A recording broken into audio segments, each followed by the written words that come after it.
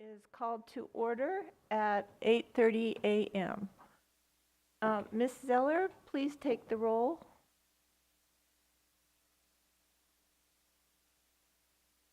Mr. Land? Here. Mr. Kelly? Ms. Cavanis? Here. Mr. Jurdy? Here. Mr. Cromer? Here. Mr. Shoemaker? Ms. Harris? Mr. Swope? Ms. Pierce? Here. Thank you. Trustee Comer, would you like to lead us in the Pledge of Allegiance? Thank you.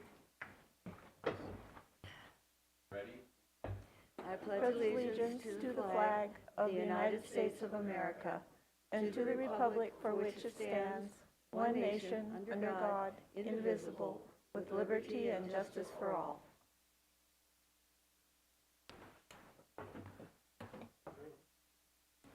Public comments on items not on the agenda. Members of the public are welcome to address the board on subjects both on and off the agenda. The board is prohibited from taking action on matters not on the agenda, but may briefly answer questions.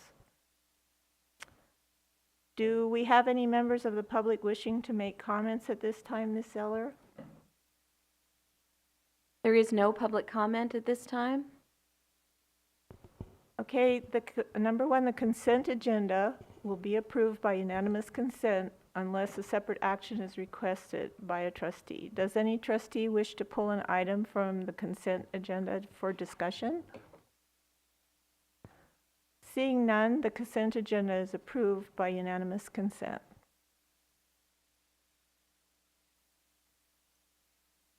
Our next agenda item is discussion and possible action regarding Segal Actuarial Risk Report. And the presenter is Andy. It will be Segal. I'd like to just make an introductory comment, if I may, Chair. Yes. Thank you. Chair, Cabinet, members of the board, the risk report is a standalone risk report that augments the annual valuation. There is a section on a risk assessment within each annual valuation, but this board's historical direction was that every 3 years they would like a full standalone, more comprehensive risk analysis done, and that's what Segal is here to present today. With us on screen are Paul Angelo and Andy Young with Segal to present the report. Thank you. Okay. Thank you, Doris, and good morning, members of the board. This is Paul Angelo with Segal. I'm joined by Andy here virtually. I'm going to share my screen. And let me know when you see our risk report. Let me move the little captions out of the way. There we go. So you should be seeing the title page of the risk assessment based on the June 30, 2023 actual evaluation. Is that on screen? Yes. Good. Okay. So as Doris mentioned, this is a product that was developed in response to a relatively new actuarial standard of practice that I think went into effect about 2018 or 2019. And it very clearly says you do not have to do a quantitative risk assessment, but it encourages you to do so. And that's why, as Doris mentioned, we do in each valuation just a description of risks, and then roughly tied to the experience studies. As you know, we did an experience study in 2023. We do this more comprehensive quantitative risk assessment. There is a summary section here that, as any good summary section, touches on each of the major sections that's coming. I'm going to look at these just briefly, and then we'll spend most of our time going through the detailed section. So, for example, we start with looking at histories. Look at the history. Let me get this here. There it is. Down at the bottom of this page and going to the next page, historical funded status and employer contribution rates. We'll show you a graphical presentation of these. But what this table summarizes is that 10 years ago, the plan was either 75% funded or 69% funded, depending on whether you look at a market value basis or an actuarial value basis. The market had just gotten a bump up. That's why it's higher. Relatively flat over the 10 years. And so now it's either 72 rounded up or 72 rounded down. We'll show you this progression. We'll talk about why that has happened, why even though we've had fairly good investment returns, why the funded status as a funded ratio remains fairly flat. We've also seen, partly because of the increase of the size of the plan, the unfunded liability in dollars has increased from 180 million to 255 million. And we'll go through each of the 10 years what caused the changes in that unfunded liability. Finally, the employer contribution rate, this is the aggregate rate for all of your tiers averaged out together, is about 33% 10 years ago and up to about 40 and a quarter. And again, we will show year by year what caused those changes. I also want to stress, and I'll look to the chair and the operator, we're happy to take questions as we go through. So if anyone wants to raise a hand as we go through, please feel free to pause our presentation. Then having looked at historical rates, we will then look at future funded status. We do so what are called deterministic projections, and we'll show 3 of those. It's what's called a scenario analysis, where we look at a baseline, which is if the fund earns exactly the assumed rate. And then we look at a good news, bad news scenario to show how costs might vary based on 1 year of favorable or unfavorable investment experience. And then finally, we look at some plan maturity measures, both the one that's fairly commonly looked at, which is called a support ratio. You compare the number of retirees to the number of actives. And then we'll also look at some slightly more sophisticated ones that actuaries like to look at. So that's our overview. We're now going to go and start with looking at historical trends in the unfunded liability and in the employer contribution rates.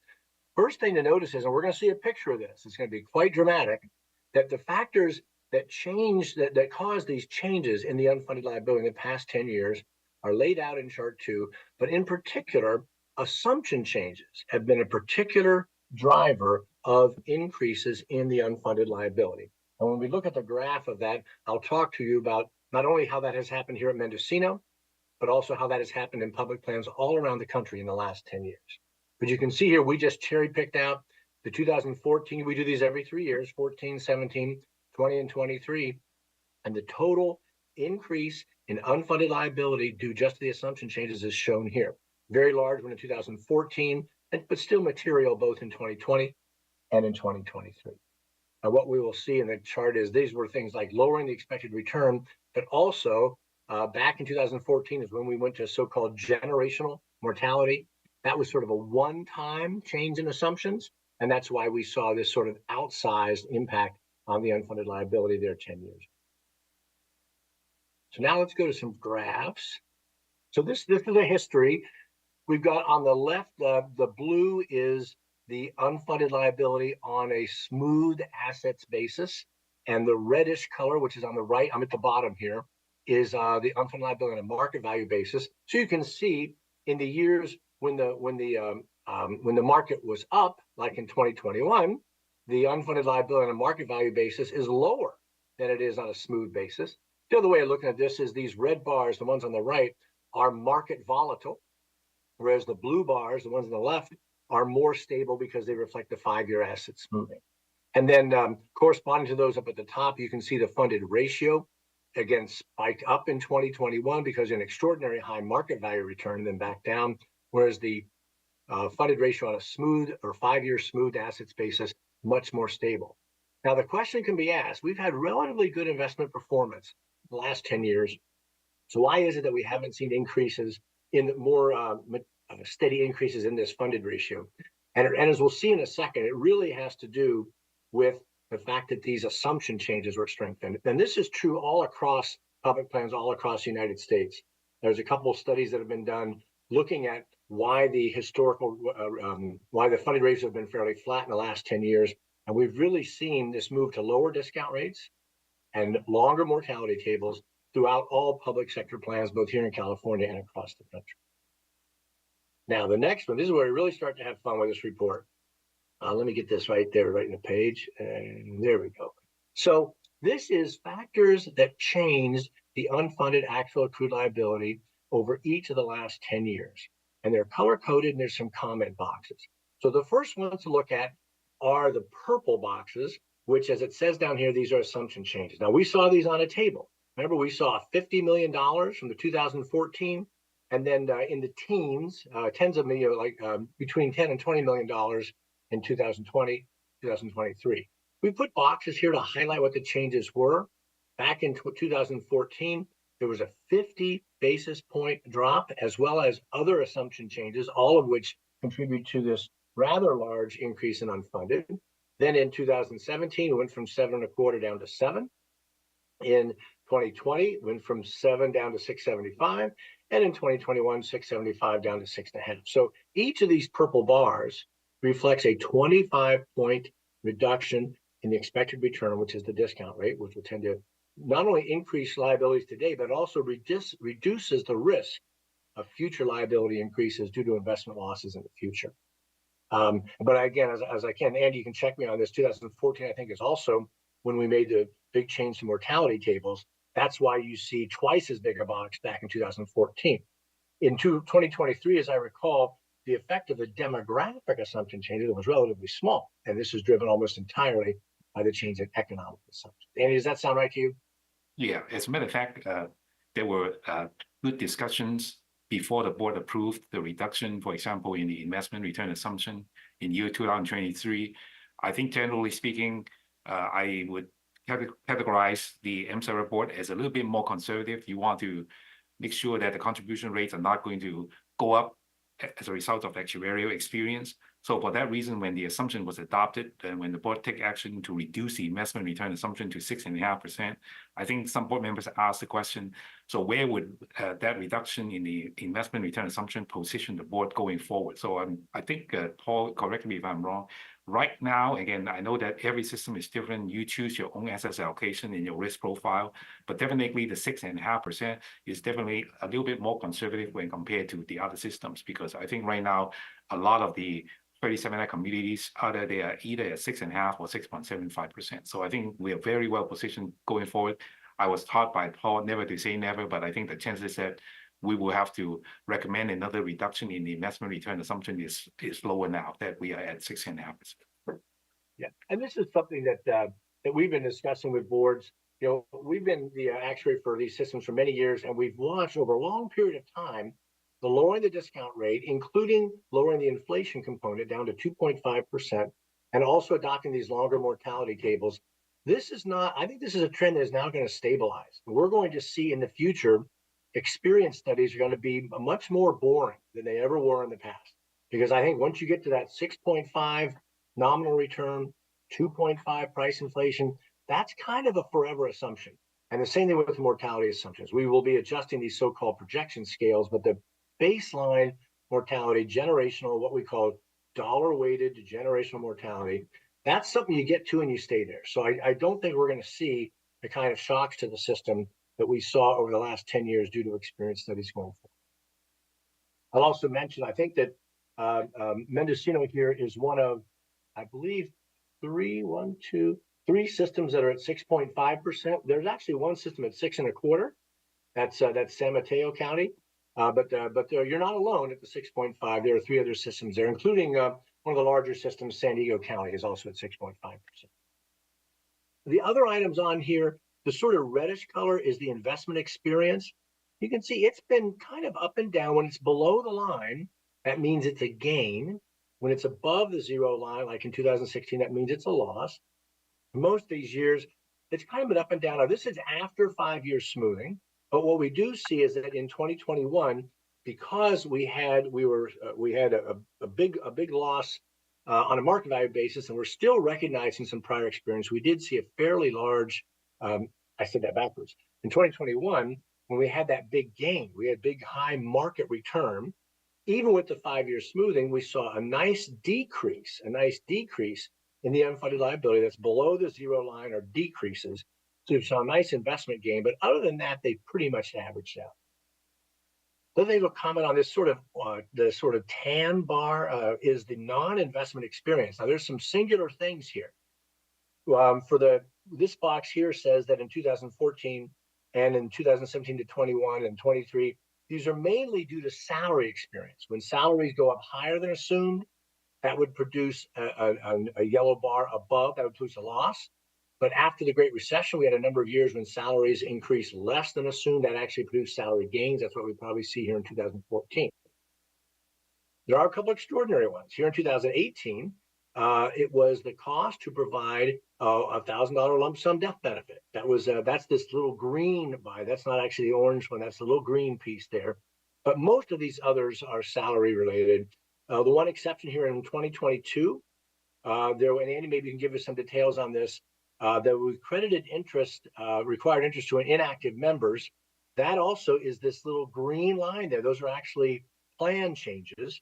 But other than that, the yellow bars are really mainly due to the salary experience. Andy, Yeah. I think both of these extraordinary things, it's a little tricky. You have to see that it's a green arrow, not a yellow arrow. So it's actually pointed to this very tiny little green slice, fairly small numbers. The big yellow bar is really what's described over here in this box in the lower left. Andy, would you check me on that? Yeah, that's right. As a matter of fact, going back to the item in the middle of the page to the 2018 inclusion of the cost to provide for a $1,000 lump sum death benefit, the plan sponsor have always adopted the provision to provide for the $1,000 lump sum benefit. However, it was not reflected exactly by Segal in our valuation. So there was an audit that was performed by the board. You retained an actuary to check our work. So thank you for doing that. And as a result, we find the need to include in the liability for the first time. So there are two other changes that were made. Again, it's always refining the data that was given to Segal by the association staff. So as a result of that refinement, for example, in the year 2022, it was determined that there were some inactive members, their contribution account balance really have not been adjusted with the right amount of interest in using the valuation. So that was communicated to Segal, we reflect that in the valuation. And to the far left-hand side, there were also some realization by the association staff that as members pass away, the full value of the COLA was continued to a survivor as opposed to those members who are getting only a 60% continuance, and therefore 60% of the COLA should be continued. So we make a change in our valuation to reflect that, but definitely the board make it clear that going forward, you are going to enforce the rule 60% continuance, 60% of that COLA would be continued. So those are, I would argue, as one-time events that hopefully would not happen again. And you notice we're spending a lot of time talking about a green bar that's so small you can't even see it. So most of our focus tends to be on the larger items. And again, this yellow is mainly salary experience. I'm glad Andy pointed out here in 2014, there was a change in method to value the COLA continuance to survivors, which was, not tiny. We do have, after this item, another discussion item that is related to the way that the COLA will be designed. So, and based on depending on what the board's action is, we might, in some future evaluation, see another little green bar related to that. The last thing I want to mention on this page, because it does involve the board's funding policy, and this is how you amortize or pay off your unfunded liability. Paul. Yes, Paul. So I just wanted to thank you for that particular slide that you produced, sure. And I just wanted to underline what you said earlier. You said kind of briefly that more or less things balanced out. Either our gains balanced out with the unexpected costs. Right. Absent the unfunded liability that was created by, or I would say not created by, but shown on the books by lowering the assumed investment return from 7 3/4 down to 6.5. And looking at the audit back in 2014, or the actuarial study, it showed that we had an unfunded liability at the time of $142 million, and yes. Our latest study, when you pull out the $113 million from lowering the assumed rate of return of 7 3/4 down to 6.5, Right. It comes out to exactly $142 million. So Perfect. So I just think it's important for us. That's kind of important for us to know. We just went through a 10-year period. We had one bad year, 2022, Right. And during that time, we saw a tremendous increase in cash flow from the plan sponsor. During that time, it went from 18 million to 30. It was a growth rate of 5% a year, maybe about double what the inflation rate was over that 10-year period, and everything was a wash. So we started the decade with 142 million, absent the unfunded liability credit or put on the books by lowering the assumed investment return, and we ended 10 years later with 142 million in unfunded liability. So I'm just pointing out, I was on the board in 2015, 2016, and I think we thought we were going to make more progress on working down that unfunded liability than we did, because we basically broke even when you cover these other costs that were apparently unanticipated by the plan. Director, you have a comment? I would like to follow up on Trustee Jurdy's comments regarding the lack of progress in paying down the unfunded liability that existed essentially at 2014. A lot of that comes from the restart or reset of our amortization in 2012, where all of the existing outstanding unfunded liability of that time was rolled into one layer for our new amortization period. And at that time, that section of the unfunded liability was actually negatively amortizing. None of us were on the board back in 2012, but they picked a 27 or maybe 30-year 27. amortization period for that, which did actually result in negative amortization where that continued to grow. We've actually just jumped over that hurdle, and you'll actually see the unfunded liability of the base layer reduce now. We're not continuing to see it increase. Thank Yeah. you. And by the way, to the director's point, the last thing to mention here is this light blue, which is the expected unfunded liability principal payment. That's exactly what Doris was referring to. Back here in 2014, the expected change in unfunded was positive, which means that the payment being made toward the unfunded liability did not even cover interest. That's the negative amortization that Doris just mentioned. That was true in 2014. It got pretty much break even in 15. You can't even see it in 16. 17, I see that faint blue line there. And then in 2018, we start to see the light blue below. This is positive amortization. A little bit more positive amortization in 19, more in 20, more in 21, more in 22, more in 23. So this is what Doris mentioned, that you've crossed over into positive amortization territory, mainly because that big restart layer started with a 27-year period. It's a general rule under current assumptions using level percent amortization. If your amortization period is longer than 20, you say, or 21 years, you're in negative amortization territory. So it's only when that restart layer got below 20 that we start to see the positive amortization. But this is a graphic picture of how you went from negative amortization in 2014, you crossed over to positive amortization in 2018, and you've steadily increased the amount of positive amortization each year thereafter. Mr. So I think it's Rivales, good to point. Yeah. Yes, please. I just wanted to point out for the board that if you look at the latest valuation report, you can find that on page 78. You'll see the outstanding balance of the 2012 UAL layer is about 127 million. Right. thank you. And if you do the math, you calculate the interest on it and look at the payment, you'll find that the interest is less than the payment. So we are in positive amortization territory. Thank you, Robert. Yeah. Now I think let me just go to the next page here. Paul, before we move on, can I ask another question? This is Quincy. Of course, please do. I'll go, So back. There you go. Thank you.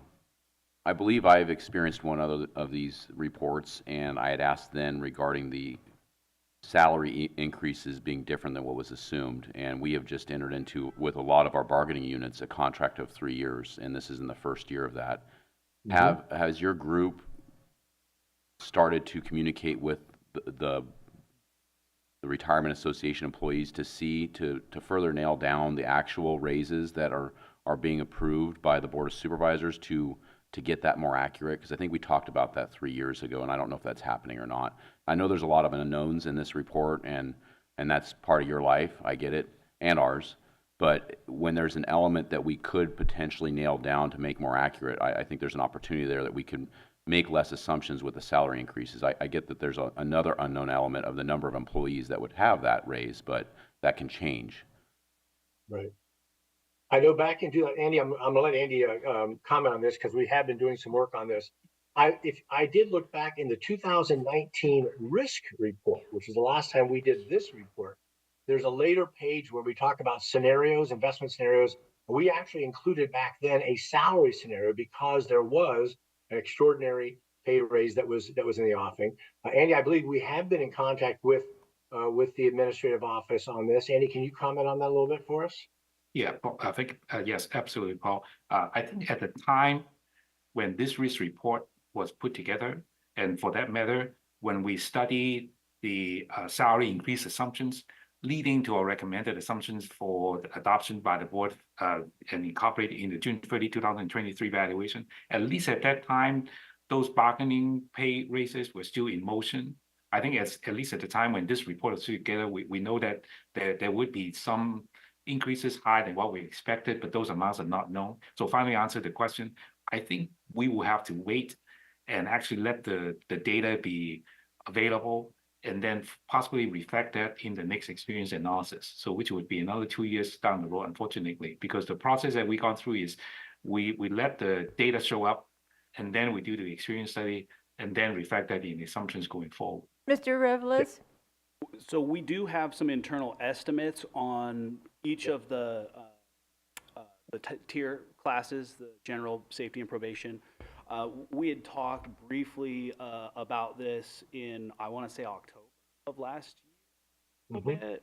We didn't quite know. You know, I still have some of those estimates that we could absolutely share with Segal, but you know, frankly, the largest population, the general population, it's just not clear, at least to me, what exactly the county's planning on doing with that population and some of the given raises. So we do have estimates, but I couldn't tell you how confident I am. And if I could add and to Andy's comment, I want to make clear, when we do the next valuation, the thing that we do every year, any actual pay increases will show up in that valuation, and they will show up, and when we do our reconciliation of the unfunded from 1 year to the next, we will break out as a separate item any extraordinary increase in the unfunded liability due to salary increases greater than assumed. Now, that doesn't change our long-term assumption going forward, but we will recognize those actual salary increases as they happen. And going to the original question, it's always we keep saying this is a long-term assumption. It's always a little bit of a trade-off how much you change your long-term assumption if you have an extraordinary short-term change in salary, but it will absolutely show up in each actual annual evaluation as it shows up in the actual evaluation data. So I don't know if that helps to the trustee's question or not. And if I could just add, the executive office and reached out to the retirement office. We did have Segal provide a review of what the potential impact to employer contribution rates that we tried to make sort of scalable.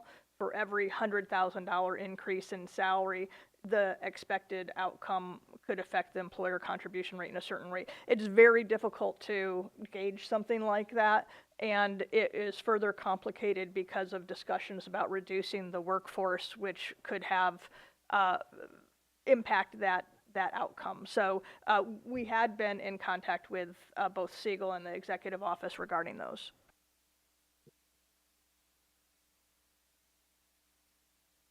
So, and now going to Trustee Journey's original comment about how if you factor out the changes in assumptions, the rest of this is more or less a break even. Since we did the 2019 report, we've added a new display. We take this page here, and we basically add up all the things that are the same color and put them in one bar chart. So that is now, this is brand new for this go round of risk studies. Now, we want to be clear, this is not adjusted for the time value of money, for example. So we're taking things that happened in 2014 and adding them to things that happened in 2022, which is not good actuarial practice. But just to give you a sense of scale, I'm trying to get this so we can see everything at once.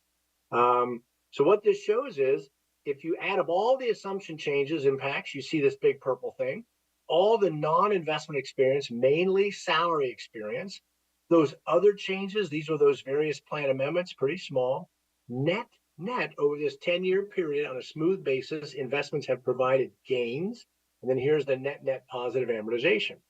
And this goes right to Trustee Journey's point. The stuff above the zero line, if you ignore the purple, the stuff above the zero line, stuff below the zero line, they're not equal, but they're pretty close. They're each about, this is about 50 million. This is probably, looks like about maybe 58, 60 million. Roughly offsetting. So the reason that this black diamond, this is the net of everything, the reason this is above zero is almost entirely due to assumption changes, which is what the trustee's comment was about.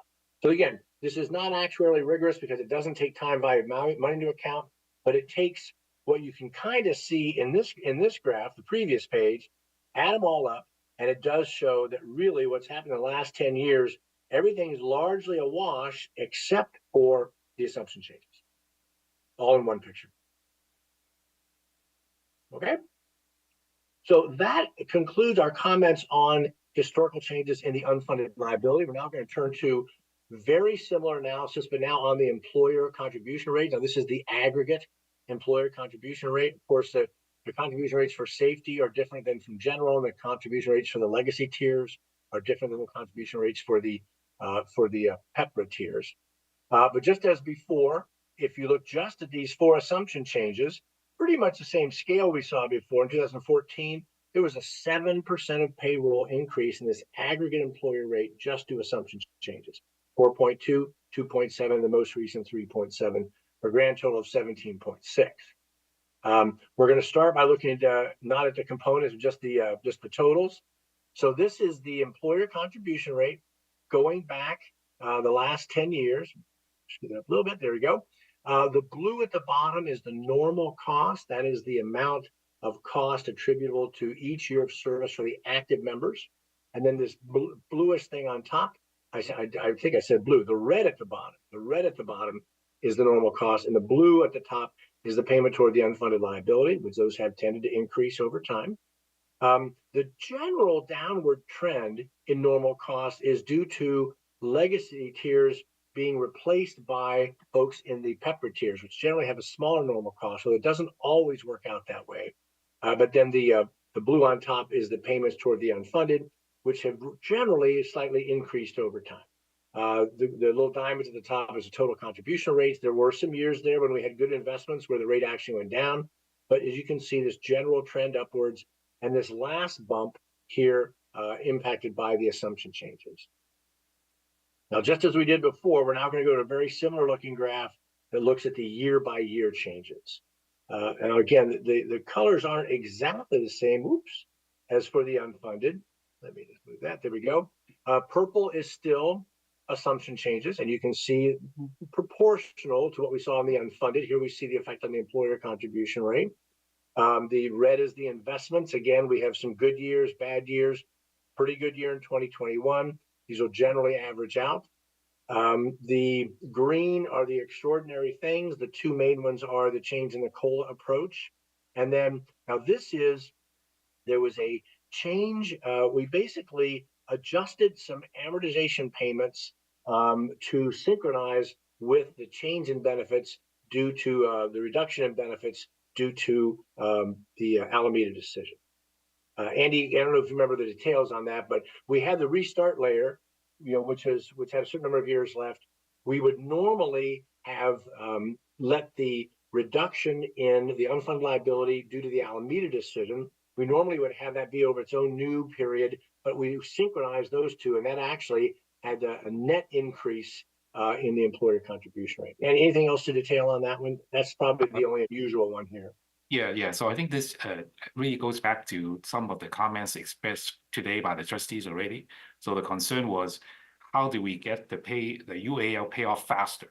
So that was the year in the 21 valuation when there was, I would of course put it in air quotes, opportunity when the rate actually would have gone down because of the various changes that would have happened in that valuation. So the board says, well, rather than to continue to see a growth in the UAL, why not take the reduction in the contribution, the employer's rate anyway, and amortize the restart layer over a shorter period of time. So that was really engineered by the board to make sure that the UAL would be paid off faster as opposed to slow. And you can see in 2021, the net impact on the employer rate was a reduction. You see this black diamond here below the zero line.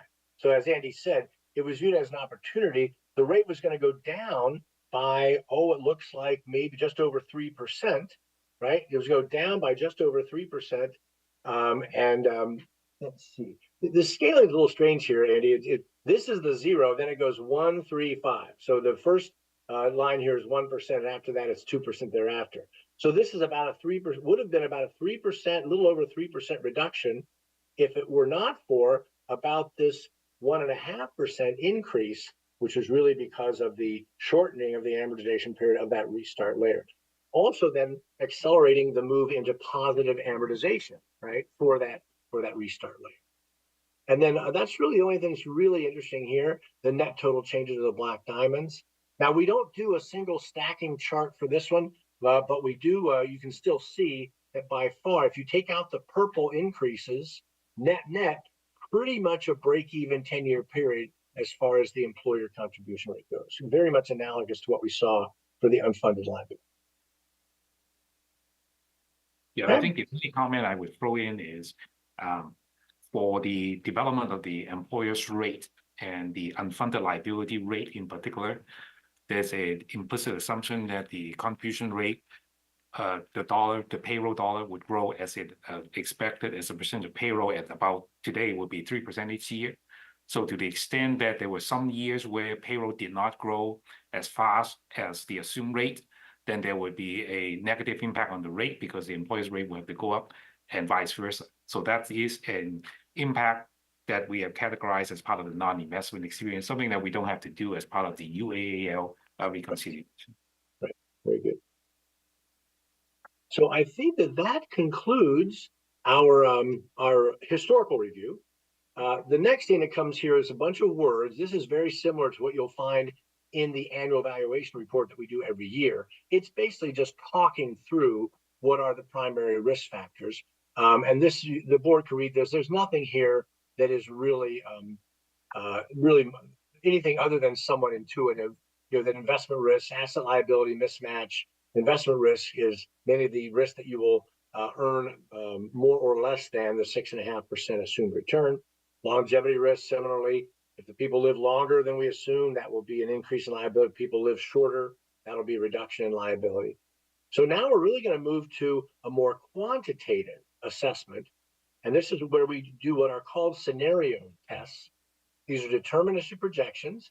We do 3 scenarios. The baseline is the middle one, which is what if the fund actually earns on a market value basis 6.5% every year for the next for the period of this projection. And then we do a sensitivity. Instead of trying to predict what next year might be, we just want to do sort of a pair of bands. What if the fund earns 0 for 1 year and then goes back to earning 6.5%? And what if the fund earns double the assumed rate, in this case 13% for 1 year, and then goes back to earning the 6.5%? So these are pretty straightforward. This is a table that shows where they end up. And notice we look at 2028 because that's after the 5-year smoothing. If you have a market value loss compared to assumptions or a market value gain in 23-24, that will not show up fully in the unfunded liability until after the 5-year smoothing period. So we say, here's what the 1-year impact will be, and then the 2028 is what it will look like after the 5 years of smoothing. And so let's just look at those results in a graph. So here we have, let's do this carefully. Oops. And a little twitchy, there we go. So this is the aggregate employer rate under these hypothetical scenarios. The first thing you'll notice is in the current valuation, and I believe there are some deferred gains, which is why even if the market value earns exactly 6.5%, that's why we see in the blue diamonds, it goes down for the first couple years. And then there's a most recent loss comes in, but it's really pretty flat. It's going to stay pretty flat for about until 2031. Then some of those amortization layers start to drop off. And so here in 2031, you will have fully amortized. I think one of the trustees referred to that graph and table in the back of the full valuation report. You can see this there. So this is the full amortization of one of your large amortization layers. And then finally, we get to 2035 under these scenarios, the fund drops down. In the good news, in the blue scenario, it drops down to just about 15%. That means there's still an unfunded liability layer left. And finally, in 2037, under the baseline scenario, the middle one, that's when the plan is 100% funded. And so all that's left is the normal cost. This 10% is about the normal cost. Now, it's a feature of Excel. When they sit on top of each other, you can't see them all. So you have to understand that here at 2037, what you see, that green triangle has a blue diamond underneath it. So they're sitting there. That's the baseline scenario. Let's do the bad news scenario first. If you have a 0% return for 1 year, well, first of all, you notice these things, it takes 5 years for them to stabilize. That's the 5-year smoothing.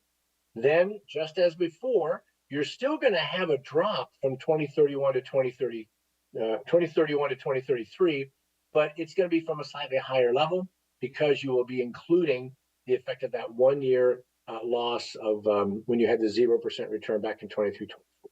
And as a result, the point that you get to full funding is delayed a few years. Now, you have to take all of these projections this many years out with a grain of salt. Lots going to happen between now and then. Finally, on the good news scenario, if we have a gain, we earn 13%, which is a 6.5% gain compared to the assumed return. Again, as that gets recognized over 5 years, it'll go down fairly flat for this same period. Here's that drop from 31 to 32 because of an amortization layer being fully amortized. And that just means you get to full funding about 1 year earlier under the baseline scenario. We like to say that this can be useful for employers that if, for example, halfway through the year, it looks like the fund's going to earn somewhere between 0 and 6.5%, you can interpolate between these to get a rough idea of what the contribution rate would be in the next year. Now we're going to look at two more. Yes, so one comment that I just want to throw in a little bit in the weeds. So this has to do with the reason why we would expect, everything else being equal, the reduction in the employer's rate in the 2024 valuation. So some of the board members may remember late last year, you decided to change the interest crediting policy. So there was a reserve that has been sitting out there, really established per the 37 Act, but really not put into a lot of good use. It has to do with the contingency reserve. Is the 1% of the assets, about $7 million. So the board decided that you're going to, starting with this valuation, we would no longer need to establish the contingency reserve because you are no longer in the business of providing excess earnings benefit. That's really the only reason why you established the reserve. But in any event, in this projection, we've taken that $7 million and basically used that on an amortized date basis to reduce the employer's rate. So that's really what prompted the reduction in the rate that we would expect to see, everything else being equal in the upcoming 2024 valuation. Very good. The next two graphs are similar. One of them looking now at funded status. This is the funded ratio. And again, the baseline says you see your steady progress up to 100% funding. You might ask, well, why does it go above 100? That's because there's a lag between when we do the valuation, when the rates go into effect. So you would actually, you would basically make a payment toward the unfunded for 1 year after you're no longer have it unfunded.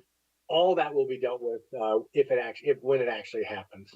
But this also gives just a general sense that under the bad news scenario, you get to the full funding a couple of years later than under either the baseline scenario or the good news scenario. And if some folks like to look at this as a ratio, some folks like to look at it as dollars. The next graph it just looks like this has been turned upside down. This is simply the unfunded liability, but now in dollars instead of, oops, I'm very sorry about that. Twitchy finger here. There we go. This is the unfunded in dollars, but showing very similar results. And again, these aren't meant to be really predictions of what's going to happen, but just trying to get a sense, give your stakeholders what is the impact in future contribution rates of just 1 year of investment return, either higher than assumed or lower than assumed. Okay, that is our principal projections going forward. Now we do a stochastic projection here.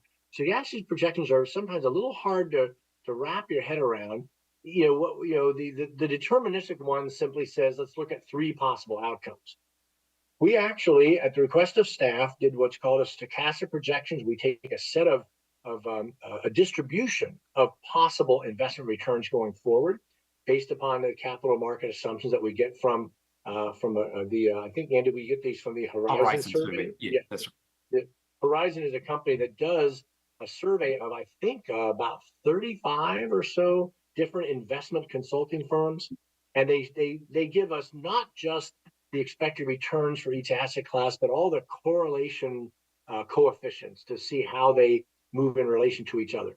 So doing all that, we generate thousands of trials and then do a distribution to say, what are the probabilities of different things happening?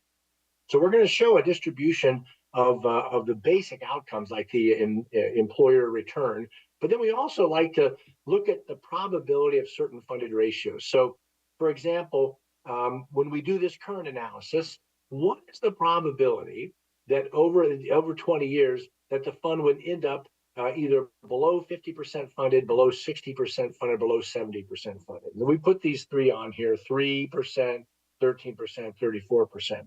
The thing that's worth noting, we always say that when you have a lower expected return, it produces a higher cost today, produces a lower probability of bad outcomes in the future. So we went back and looked at the 2019 risk report where we did the same analysis, but based on your assumptions back then. And back then, you can see that the probability of ending up below 60% was 21%. That's now down to 13. The probability of being below 70% was 58%. Now it's down to 34%.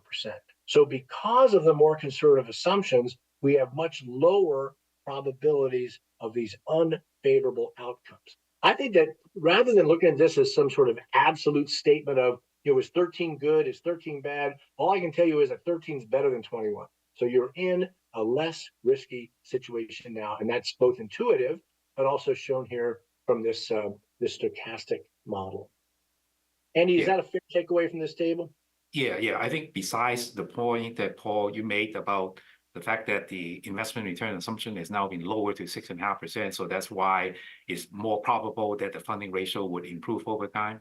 And I think another take-home point, this is some comment that I think, Paul, you and I have made at the presentation of the experience study.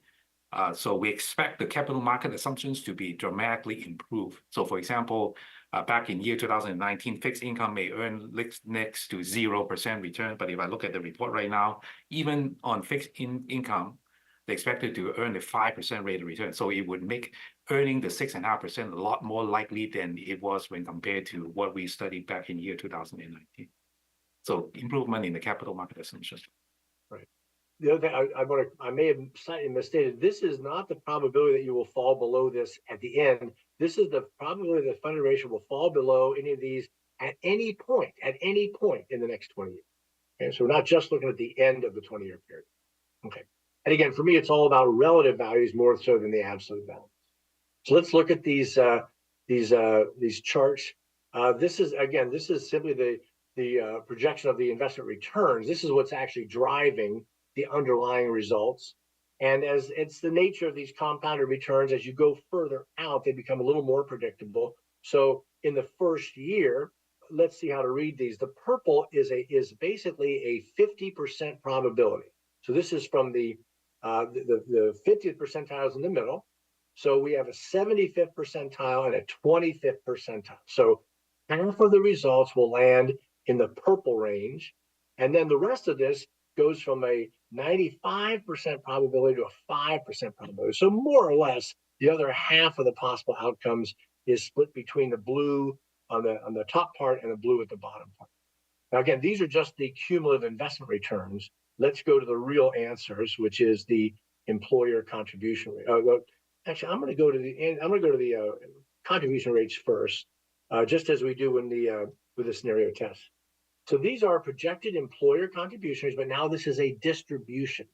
So there's a 50% chance that the employer contribution rate will land somewhere in this big purple bar. As you can see, because of when you hit full funding, the contribution drops down to the normal cost. Remember, even in the deterministic projections at the far right, they were all laying at 10%. That's the aggregate normal cost for the plan. Things get really volatile when you have what's the probability of being above or below 100% funded. That's why we see out here around 2030 this fairly wide distribution, even for the 50%. But this does show that going out many years, basically all the probabilities. First of all, you can't go below the 10%. Under the SERL, the County Employees Retirement Law, in order for your contribution to go below the normal cost, first you have to be over 120% funded, and secondly, you have to meet some risk conditions that we're not sure can even be met. So I believe, Andy, we've imposed here a condition that even when the plan is 100% funded, the plan will always pay the 10% average normal cost. So that's a condition that we've imposed on the model here. That's why you don't see anything going below that 10%. So once you get out there, basically what this shows is, remember the median line is down here. So it's very likely that you're going to end up with a contribution rate of 10%. And the only reason it doesn't look more balanced is because we don't let it go below 10%. Now, again, I'm something of a stochastic agnostic. I never quite know how trustees can act on this information. So again, I tend to look at it more on a relative basis. And that's why I actually found a lot of comfort in that earlier table where we showed, compared to 3 years ago, all of the probabilities of bad things have been reduced. And any other insights you can find here?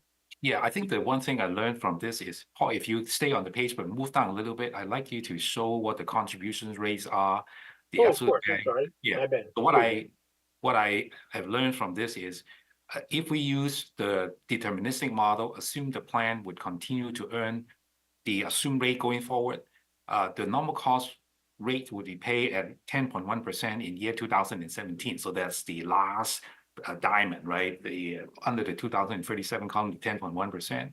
So that is. Andy, let me make sure I explain that. We have these percentiles, which is the triangles, and that little orange line, that is the 50th percentile, but that's not quite the same as the baseline deterministic projection, and that's what this blue line is. So Andy's now talking about the blue line compared to the other results, just to help the trustees see what's on the graph. I'm sorry, Andy, go ahead. Yeah, so exactly. So in other words, before year 2037, we would expect in our contribution rate setting process, the employer's rate would be made up of two components, the normal cost, which is 10% or so, plus an unfunded actuarial accrued liability to pay off the current UAL. That's the reason why the plan is not 100% funded. But at that point in time, in year 2037, the plan is only, the employer anyway, is only expected to pay the normal cost. So that is assuming all the assumptions were to be met, including that we earn the assumed rate.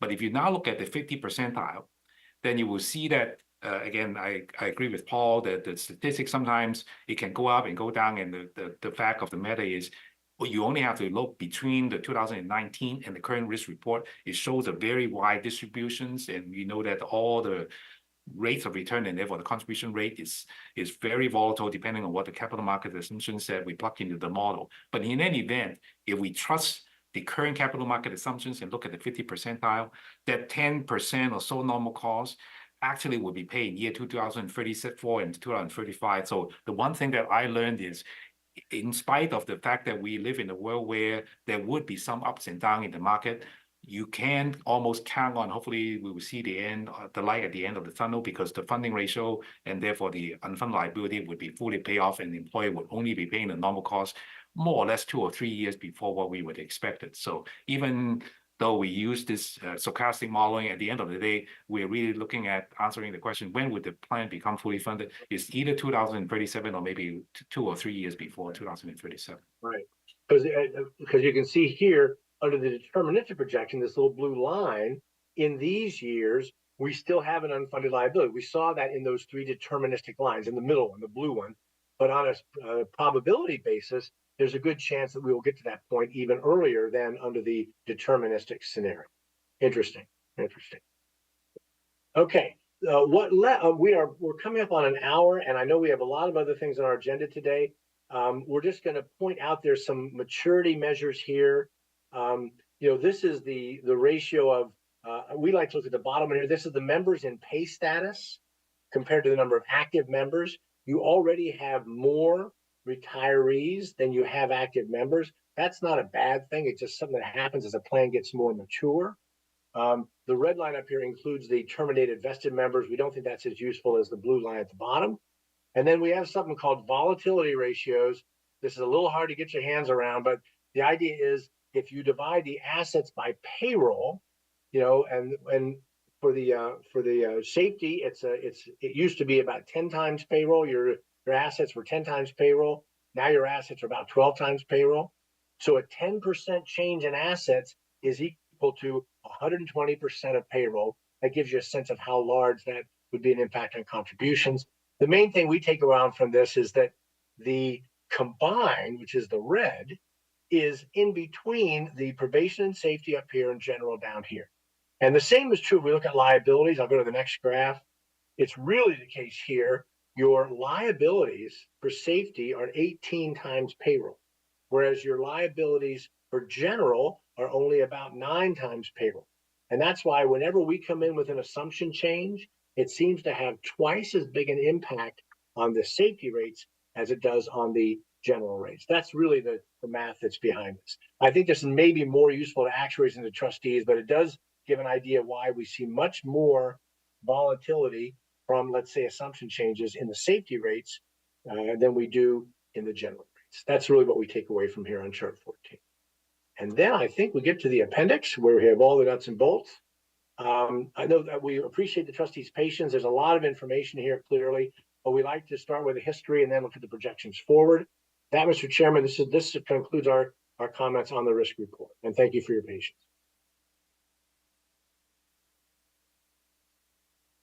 I think we stunned him, Andy. Thank you. So this is just a receive and file. It doesn't actually require any action from the board. And at the chair's pleasure, we can move into the next presentation from Segal. Okay, once again, its presenter is Mr. Young, and the discussion and possible action regarding change in allocation of the cost of living adjustment benefits for legacy members with 30 years of service.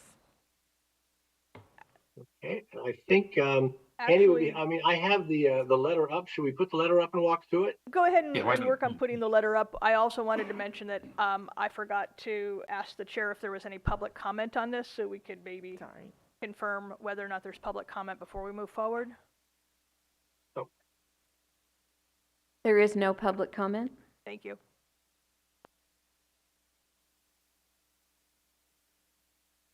So this is an issue that we are encountering with a number of our 37 Act systems, and it has to do with the way the COLA benefits. Now, this is only for legacy tiers. I want to stress this is only for legacy tiers. And I will talk in somewhat in general, Andy, and you can check me if I say anything that isn't perfectly on spot here in Mendocino. As a general rule, when the COLA benefits were introduced back when many decades ago, there was for many of the legacy members, members who get to first of all, there was a basic benefit that was the cost was already being shared between the employers and the members, but the member contribution rates for basic benefits were basically set on a formula. And then we would calculate total normal costs, and whatever is left, you take the total normal cost for basic benefits, subtract the formula members' contributions, and what's left is for the employer. But when the COLA was put in, there's language in the statute that says that the cost of the COLA is to be split 50-50 between the employers and the members. And so what we did at the time was we took the total cost of the expected cost of the COLA expressed as a normal cost. That is, what amount would it take to be paid each year that would be enough to fund the COLA. We split it in two, and we spread half of that cost. We put that into the employer's cost, and the other half we spread over the members' payroll and had the members pay that as a percentage of payroll.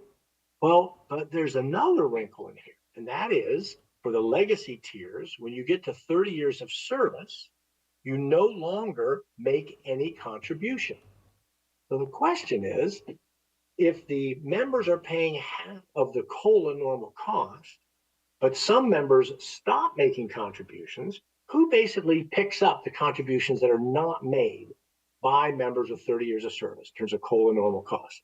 And the way that this was implemented in, Andy, to my knowledge, almost all of the 37 Act systems was to view the members as a group.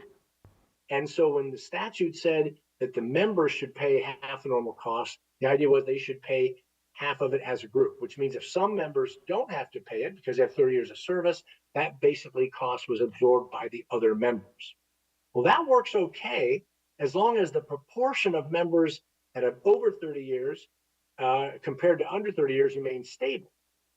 But as the tier gets more mature, and especially now that new members are going into a different tier, going into the PEPRA tier, you get to where you have more and more folks with over 30 years of service and fewer folks with less than 30 years of service. And that means that the cost of these suspended benefits starts to look bigger and bigger as a percentage of the payroll for members with under 30 years of service. We're not sure what the original intent of this was, but that will eventually get to be unstable. We talked not exactly tongue in cheek, I don't want to be the last person legacy tier with under 30 years of service, because all of the contributions for COLA that are not being paid by everyone else in that legacy tier would fall on that one member. Before we get to that limiting case, we've gone to systems and suggested that if the when the provision was put into the plan to say that members with over 30 years of service are exempt from paying member contributions, well, for the basic rate, that clearly then goes to the employer. Remember, I said that for the basic rate, you take the total normal cost and subtract whatever the members are paying. So if someone gets to 30 years, they stop paying the basic rate, that automatically flips over as part of the employer cost. What we are proposing here today is that we would do the same thing with the COLA contribution. So in effect, that means the members would pay half of the COLA rate, but just as with the basic rates, when a member gets to 30 years of service and stops making contributions, just as right now their basic contributions are picked up by the employer, we are proposing that their COLA contributions should also be picked up by the employer. Now, I haven't mentioned any numbers yet, but Andy, tell me if that's a fair summary of both how we got here and what we are suggesting today. Yeah, I think that is true. And then I think in the case of MSERA, I think the observation can be made, and that's why if you look at the contribution rate impact, it's relatively small to the point that Paul made. Even today, if the board decides to take no action, there are relatively few safety, probation, and general members who have over 30 years of service. So if you view this as a problem, the problem is not that big, but I think the day will come when we're dealing with a small handful of legacy members left, and we may not have any more members with under 30 years of service who would be able to shoulder the burden of the cost. So that's why we are approaching the board today and see if you would be interested in making a change in evaluation procedure. Right. So anyway, in terms of the letter, this is just introduction. The background here is pretty much what we've just described. Here's the basic rates for at least 30 years of service have been allocated to the employer. In contrast, half of the COLA normal cost in total with at least 30 years of service was allocated to those with less. Prior practice reduced stable member rates as long as there have been relatively few. And here I talked about the proportions. The proportions could continue to shift over time, be practical and reasonable to treat suspended COLA contributions the same as current practice for suspended basic contribution. I think the punchline is the consistency that this would now have for COLA compared to basic. Now, Andy, walk us through the results here. There are not a whole lot going on here, but if you can just walk us through this table. Yeah, so this schedule is developed based on the proportion of the payroll for the members with over 30 years of service on a snapshot date as of June 30, 2023. As I've indicated, if we aggregate all of the contributions, the amount for the general was $43,000, for the safety was $21,000.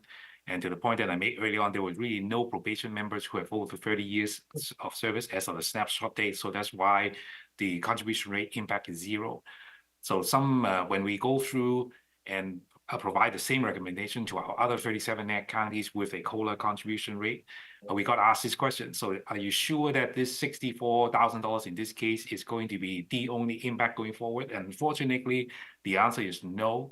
Because going back to the point that I made earlier on, so this number is really dependent on how many members are expected to reach 30 years of service who would continue to be in employment at the county or the special districts in the future evaluation. So we can only answer with with certainty that it's $64,000 today, but the number may be higher, maybe lower down the road, depending on really how many members are expected to stay beyond 30 years of employment going forward. So I have two questions. One is, what's the legal basis that we have that you're using that you believe the serial law prohibits employees beyond 30 years of service from being required to contribute to the plan? And I bring that up because CalPERS, which is the biggest pension plan in the system, which I know is not under the serial law, if you're in CalPERS, you contribute whether you've been 31 or 38 years in the system. Same thing with CalSTRS with the teachers. So what specific is in the serial law that you think ties our hands and that employees who are in a serial county in their 30-plus year of service stop paying into the plan? Director Rentler.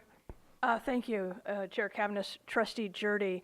It is actually in the county employees law, and I'll get you the section number shortly. It is part of the base provisions for the safety tiers that safety members who attain 30 years of service stop contributing into the plan. There is an optional provision that the Board of Supervisors adopted here in Mendocino County that applies the 30-year stop and contribution to general members. I believe that was adopted in 2011 because Jeff and I talked about this earlier in the week. So even if the Board of Supervisors acted to repeal part of it, it would not affect the safety tiers because that's part of the base section of law. That's not an optional provision. The system has had 16 people with 30 years of stop who aren't paying contributions because they have more than 30 years of service. One of those just retired, and we have one person who is projected to attain 30 years of service before the end of this calendar year. So it looks like it's going to be right around 15 to 16 people. That will continue to change in the years going forward as our legacy tiers continue to retire and move out. And those are replaced with PEPRA tier employees. The PEPRA tiers do not have a 30-year stop. Okay, so I appreciate that information. I would appreciate if MSERA staff could inform the executive office who prepare the budget that is apparently an optional benefit, that the Board of Supervisors is unaware that that's an optional benefit for general members. It could be with that knowledge the board might rescind that for the general members. I would comment that my experience with other plans has been that it's typically changes like that are implemented on a prospective basis for people who aren't current employees but new hires, and that type of change wouldn't necessarily affect new hires because they don't get that potential benefit.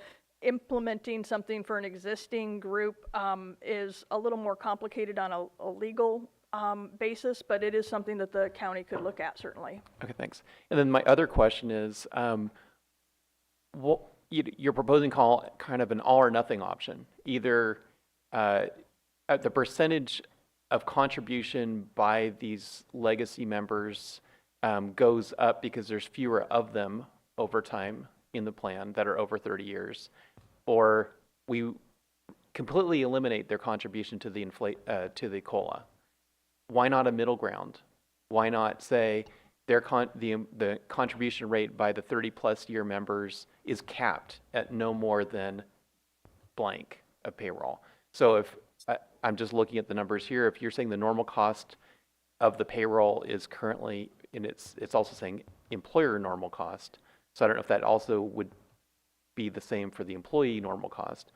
But if the normal cost for the employee is 17 basis points of their payroll, why not just say it's capped at that amount? So even as you get to the last 10, 5, 30-year plus employees, it never goes up. It's just a flat share of their payroll. Why not a middle ground like that?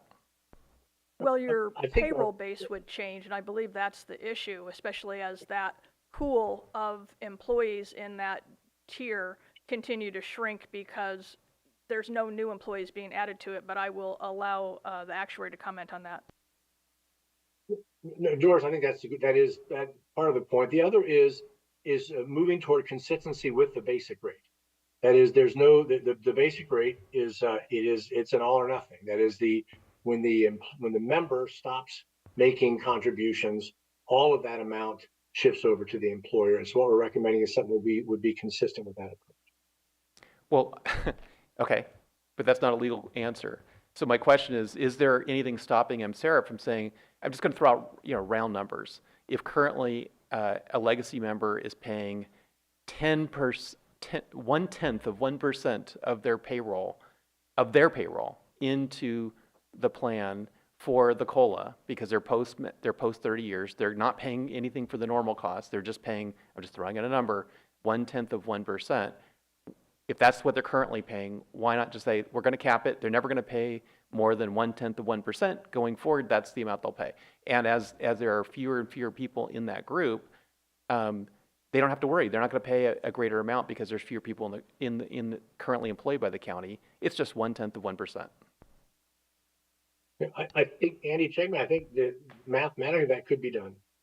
Right, right. I think you're right, Paul. Mathematically it can be done. I think it's really a question of, for example, down the road, if we got challenged, so I guess the question is what the authority is to setting up the rate, because I think, like Paul indicate, we are more accustomed to used to setting up the rate is either or nothing, but certainly mathematically it can be done.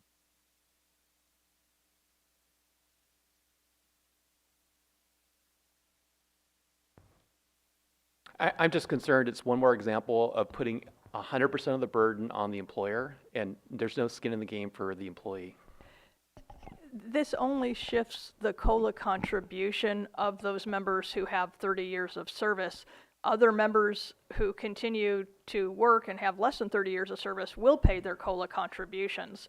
So it would align our practice as far as how we have treated the normal basic rate contributions for members with 30 years of service, and it would align how we treat the COLA contributions for that group by assigning the cost to the employer rather than the remaining employees in the tier.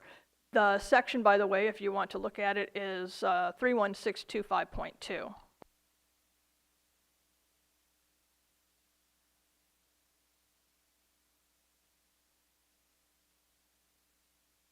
Well, I'm opposed to just the free lunch proposal here, and I think at least we ought to see what could be done to make sure that the employees who are already currently paying after 30 years of service a tiny amount towards their future COLA. The employee is not paying that amount. The employee who has 30 years of service is paying zero. The cost of their COLA contributions is being spread out to their coworkers in that tier. Okay, well, so at least they're paying part of the cost of the COLA, because we know the COLA has been underestimated for many years, as longevity has been in excess of what was projected.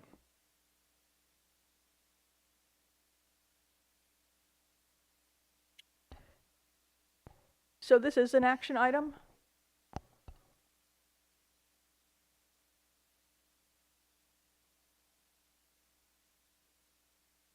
The recommended action would be to accept the change in the allocation of the COLA cost component for legacy members with more than 30 years of service.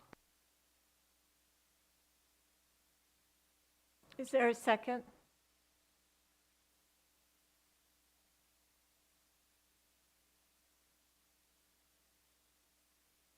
What?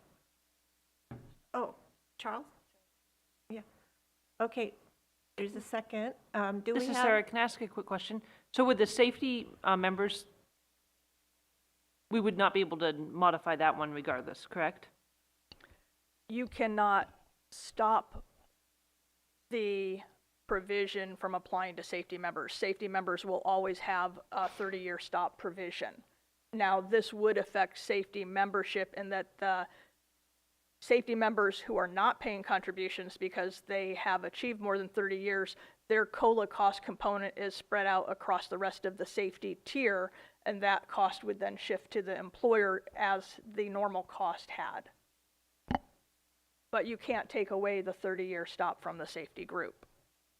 So I guess it's open for additional board discussion before a vote, because there has been a second, correct? Yes, and so, yes, do we have any more board member discussion on the item? I have a question. You mentioned that there was a change made in 2011 and I didn't catch exactly what that change was. In 2011, the Board of Supervisors adopted the optional provision in the serial that applies the 30-year stop or the stop in contributions for employees who obtain 30 years of service to general membership. Okay. Before that time, somebody who reached 30 would have continued to Yes. pay both their regular contributions and their COLA. Yes, prior to adoption of that provision in 2011, a general member who attained 30 years of service would have seen no change, and they would have continued to pay their full contribution, which would have been composed of both the basic normal cost and the COLA normal cost. I don't suppose anybody has any recollection as to why that change was put in at the time.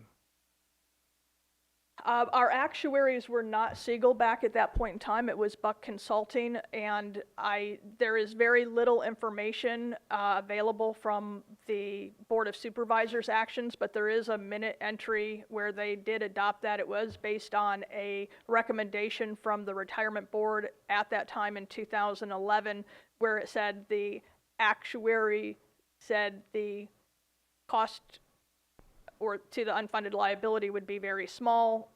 They didn't define any numbers. I can't find any studies regarding the work that was done back then before that proposal was brought to the Board of Supervisors, so I'm not sure I can shed much more light on it, Trustee Land. Okay, and then also, I guess it would be fairly clear that even in 2011, there wasn't any talk of the PEPRA tiers coming in at all. So it seems like they made a decision at that point that was unable to foresee, of course, that in the next year, they would be creating a situation where you'd have a balloon of members over 30 with, I mean, there could be a situation where many members who have over 30 years of service would be supported in that with just one or two people.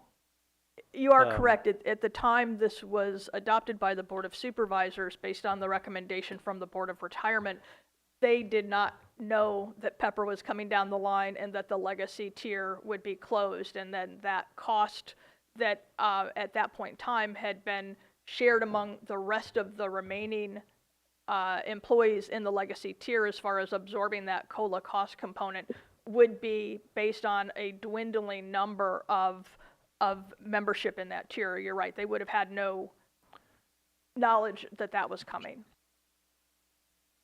Okay, I mean, it just puts us in, it puts the county in kind of a difficult situation. I sympathize with what Trustee Jurdy is saying on that. I do know that, I mean, I wasn't on the board at the time. Obviously, I came onto the Board of Supervisors in 2013, but I know that Buck Consulting, which is not Segal, very different company, that they came under intense scrutiny for the advice that they had given to the county. On that matter or on others? Globally. Madam Chair, as I sit here and listen to the conversation, I'm still struggling with the fact that I understand the Board of Supervisors usually sets the rules and adopts the language in which we administer the benefits and manage the fund. So I'm struggling to find the nexus of how we, as the Board of Retirement, can make this change that would impose that on the Board of Supervisors to cover the cost that would be incurred from this, other than making an actuarial change of the way it's interpreted.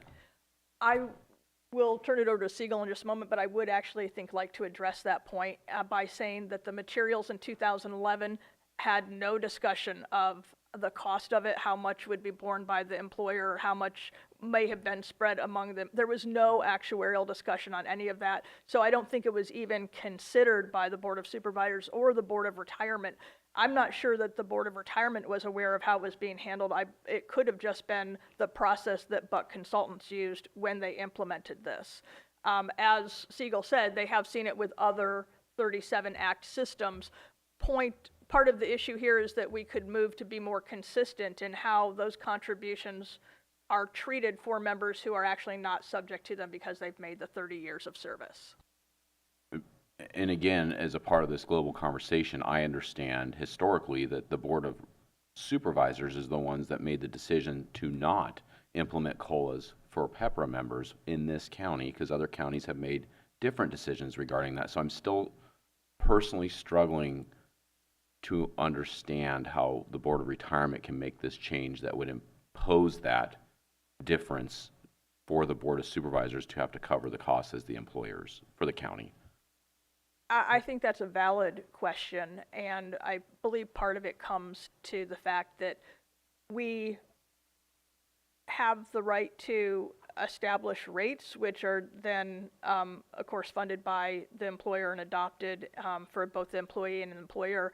I believe part of it is a question of equity and fairness. Is it fair if we have a very small number of people left in a tier that are actively contributing because of that COLA component that they would be responsible for paying for their coworkers would be taking up a larger section of their contribution. It is certainly relevant for the safety members because there isn't the capacity for the Board of Supervisors to repeal that provision in relation to safety. So in my view, part of it is the consistency in how we handle the normal cost basic component and the normal cost COLA component, but also the impact on the remaining members in the safety tier once they end up having to take on the burden of anybody who hit the 30-year contribution. But it is a valid question, and I would have to defer to legal on it.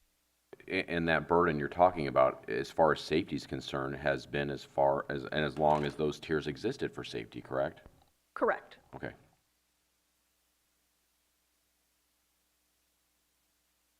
So, Andy, do you have anything more to add on that?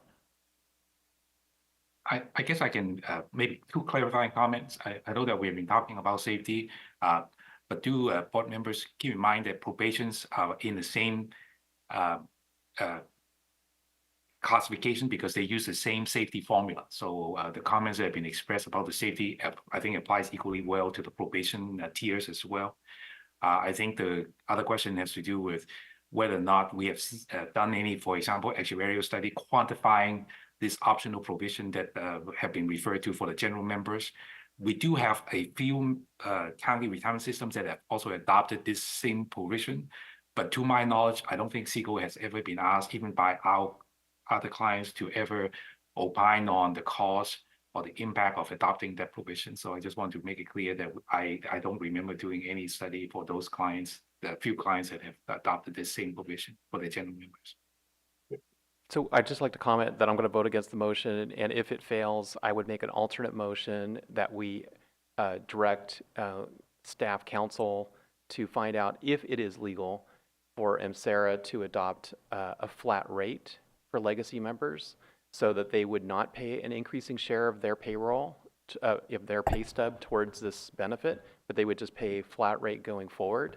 And so as the number of legacy members diminishes, they don't see a penalty for the last few members who are legacy employees. They would just be paying a flat rate. So at least there's some contribution consistent in from the payroll of those employees who are receiving this benefit, and it would cap it at the current rate. I'm sorry if I could ask for clarification, Trustee Jurdy. Are you saying that the general member who has 30 years of service would continue to pay a COLA contribution? No, what I'm proposing is that if the legacy members who are paying roughly half of the cost of this benefit right now, that whatever percentage of payroll they're paying now, the legacy members would continue to pay that even as there's fewer and fewer percent. So they're not covered. They would no longer be covering half of the cost of this benefit because there's fewer and fewer of the legacy members. They would just be capped, so it would not be a penalty if you're the last legacy member. Yeah, and if it's helpful, I think, Doris, I think we're clear on how that would work. You know, you write that number down, right? And then next year we calculate the total cost, and for the members with then we take the contributions that are not being made by members with over 30 years of service, and we calculate whatever. Let's suppose it's a 0.1%. We take 0.1% of the payroll of people with under 30 years of service, take that number of dollars out, and whatever's left goes over to the employer. I think, Trustee Jurdy, that's your intent. That's what I'm saying. Yeah, we get. Well, I think we. Again, no opinion about legality, but I think operationally that's clear enough to us that we can implement. Trustee Shoemaker? So if I understand the proposal, the county, as each one of these, the numbers get recalculated for the people that are paying the capped fee, the county would pick up the difference between the cap fee and the necessary expense. Yeah. If the motion fails, I'll support that motion. Is there any further board member discussion on the item?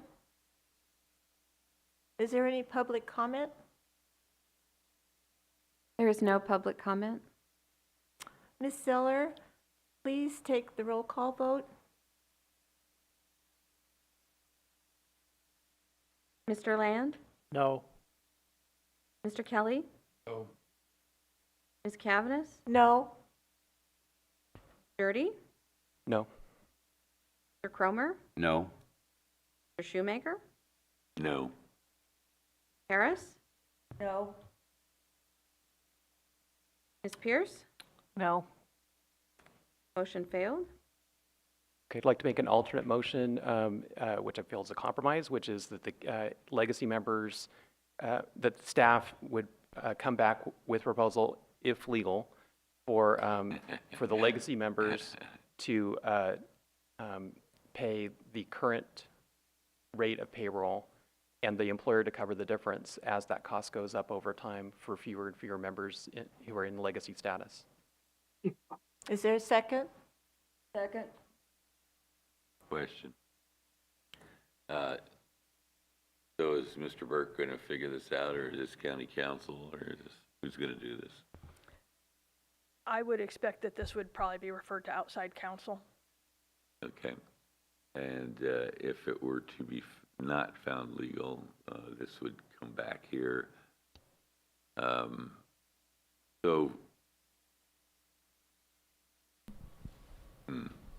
So if I could step in for a minute just to make sure I'm tracking this, because I was not asked to review this ahead of time.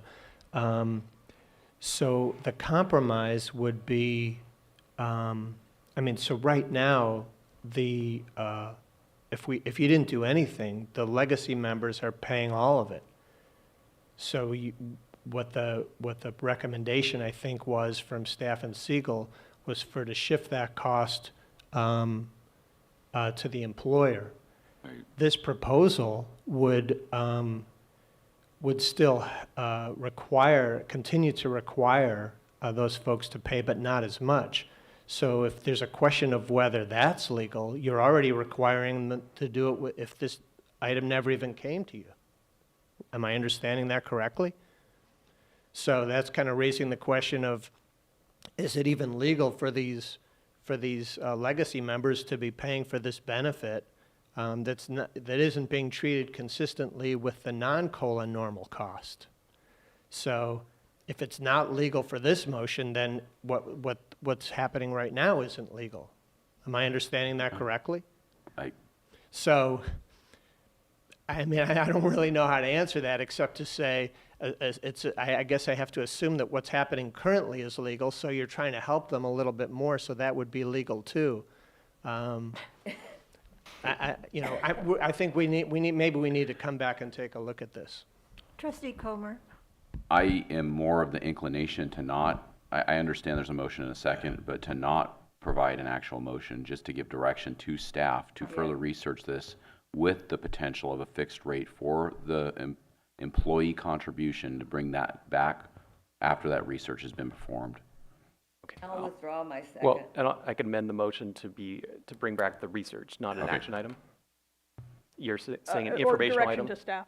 I don't even know that it requires a motion or a second, just to have direction to staff to provide that back to us. Okay, I'll withdraw my motion then.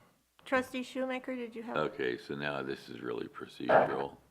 The initial motion that I actually voted against has been defeated. And unless I'm mistaken, you can't bring that topic back once it's defeated for a period of time.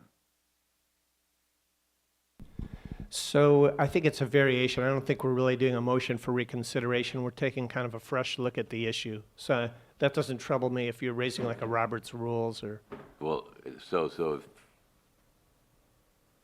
if staff is being directed to change, to look at this alternative, and they come back and it is, I'd say, not legal, then we've killed this other opportunity, and we may kill, and in the logic you presented, that may also kill what we're already doing.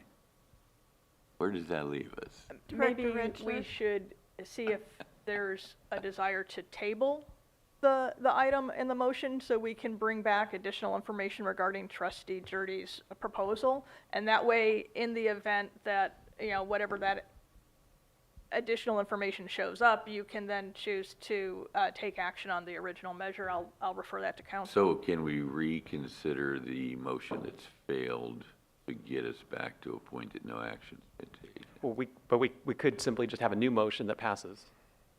So I'll move to table the item and direct staff to research the alternative where the legacy contributions would be capped at their current levels. Council says we could do that.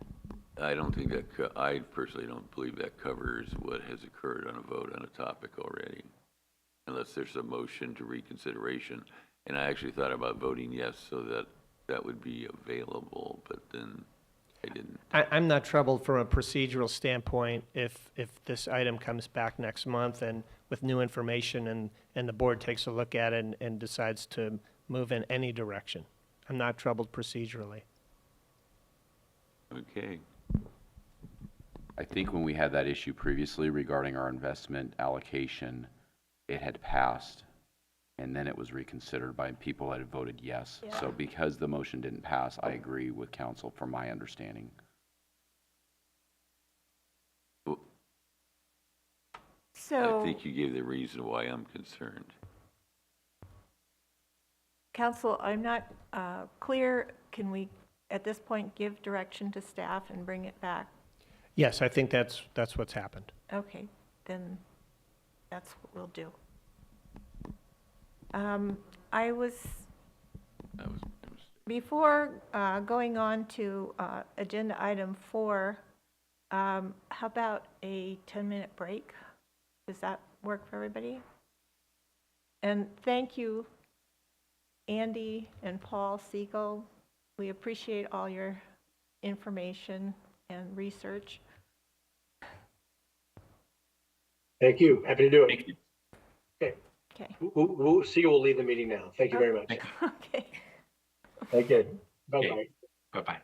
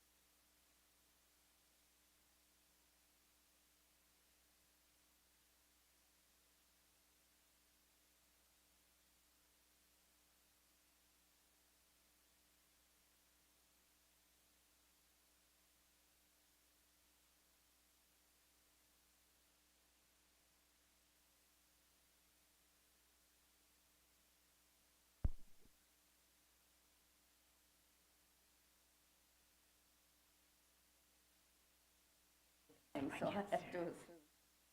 Okay, it is 10:11. Oh, Richard, trustee Shoemaker?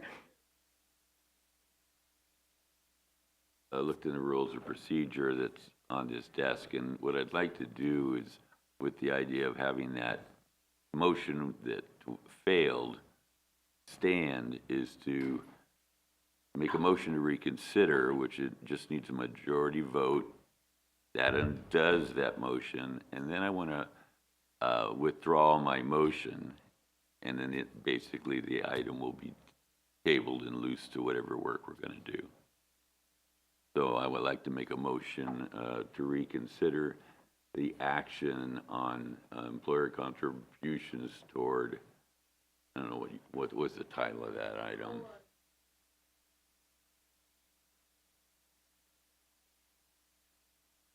Okay, item 3. So I'm making a motion to reconsider. If there's a second and a majority, it just kind of goes away. I'll second it. Thank you. And so Discussion. is there a discussion on the motion? Yeah, is this really necessary? I feel it is. And it's not going to hurt us, so why not? No, it's in writing, and the other way around, to undo that motion later if there's a problem with the outcomes of the research, is a 4/5 vote. And this, to me, is just make it go away and come back with it. Okay, is there any public comment on the motion? There is no public comment. So can we have a roll call vote? Ms. Siller? Yes. Mr. Land? Yes. Ms. Cavness? Yes. Mr. Kelly? Yes. Mr. Jurdy? Yes. Mr. Cromer? Yes? Mr. Shoemaker? Yes, Ms. Harris? Aye. Ms. Pierce? Yes. and I withdraw my original motion. I don't know if we need anything else. I don't think, though. I think that allows us to move on to the next item. Okay. Okay, the next item is discussion and possible action regarding investment matters. And 4A is a report on Board of Supervisors meeting. We brought this matter to the MSERA Board in response to previous discussion at the Mendocino County Board of Supervisors meeting. Director Rentschler. Thank you, Chair Cavness, trustees. We have a summary memo that reviews our investment process. We wanted to highlight the actions that this board has taken in the past and the process to which MSERA's board follows. MSERA adopts an investment policy and belief statement that was last adopted in October of 23 due to changes with investment allocations. So the policy defines when and how we look at our strategic allocations and has a set of investment beliefs. Part of those projections include looking at actuarial assets and liabilities and benefit payments and cost of contributions and the historical and long-term expected capital market returns. So the policy provides a framework under which this board acts. The purpose is to help the board effectively establish, monitor, evaluate, and revise the investment program. Our policy states that we'll work with qualified consultants in establishing a well-defined process for the selection of investments. And with our policy, it starts with that asset liability study. From the asset liability study, our board selects a asset allocation model defining the allocation to large, broad segments of the market like equities, fixed income, real estate, etc. After adoption of an asset allocation, we further refine that by looking at subsections of a particular segment and do like the domestic equity structure, which is what we've been looking at the last couple of months here. And the board had provided direction to bring back a discussion and selection regarding a SMID opportunity instead of using dedicated small and mid-cap managers. So in February of '23, Callan, MCERA's independent investment consultant, presented the asset liability study and several asset allocation models. The majority of the board moved to adopt an allocation. In March, there was a motion to reconsider the February decision, and that was agreed to. At the April meeting, it was brought back and the board approved a slightly different asset allocation model. The adopted asset allocation represents a consensus of the board consistent with our process and our investment policy statement and investment beliefs. The next asset liability study would be planned for 2025.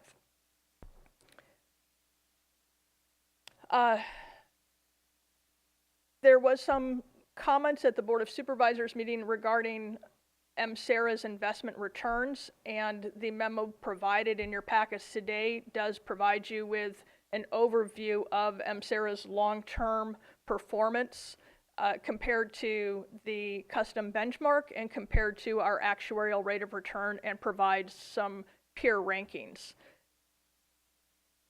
This information has demonstrated that for the last 15 years, on a 15-year basis, the June 30 returns of our portfolio has performed well compared to the benchmark and actuarial assumptions and our peer group.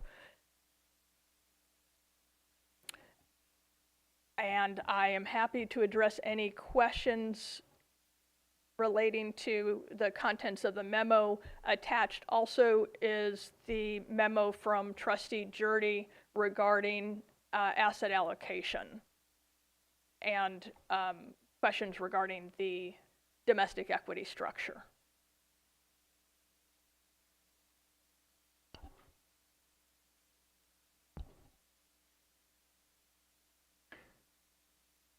So I'll add that I met with the chair and the vice chair on Thursday, was it? Maybe it was Wednesday? It was Thursday. Thursday. And I heard some concerns, and I mentioned to them that I was working on an agenda item with the Board of Supervisors, but that I would be happy if they would prefer the item be discussed and analyzed and feedback from MCERA staff. So yesterday I provided a 2.5-page memo to MCERA staff, which was a draft memo proposing an agenda item. So I'd be happy if at the April meeting, if this board could give direction that that my memo be analyzed and critiqued and given feedback from MCERA staff for a board agenda item at our April meeting.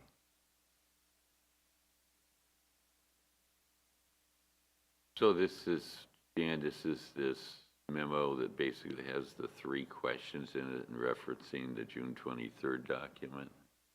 No, actually, this memo is rather than bringing up items in today's meeting on today's agenda item, I submitted, spent Friday and Saturday working on this memo and sent it to staff Sunday night or Sunday morning for today's agenda item, today's agenda item has to do with should we keep our U.S. equities, 30% of which is in highly volatile, expensive, actively managed funds, or should we go to, what I'm saying alternately, let's go to just a total broad market index.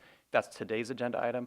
The memo I wrote for April is more a global analysis of how if we went to cheap indexes, U.S. and global, international, and dumped the expensive, highly volatile, active funds that we have, that then the board would, I think, have reason to be emboldened to say we can now go ahead with a higher allocation to U.S., which is a bigger discussion, U.S. equities.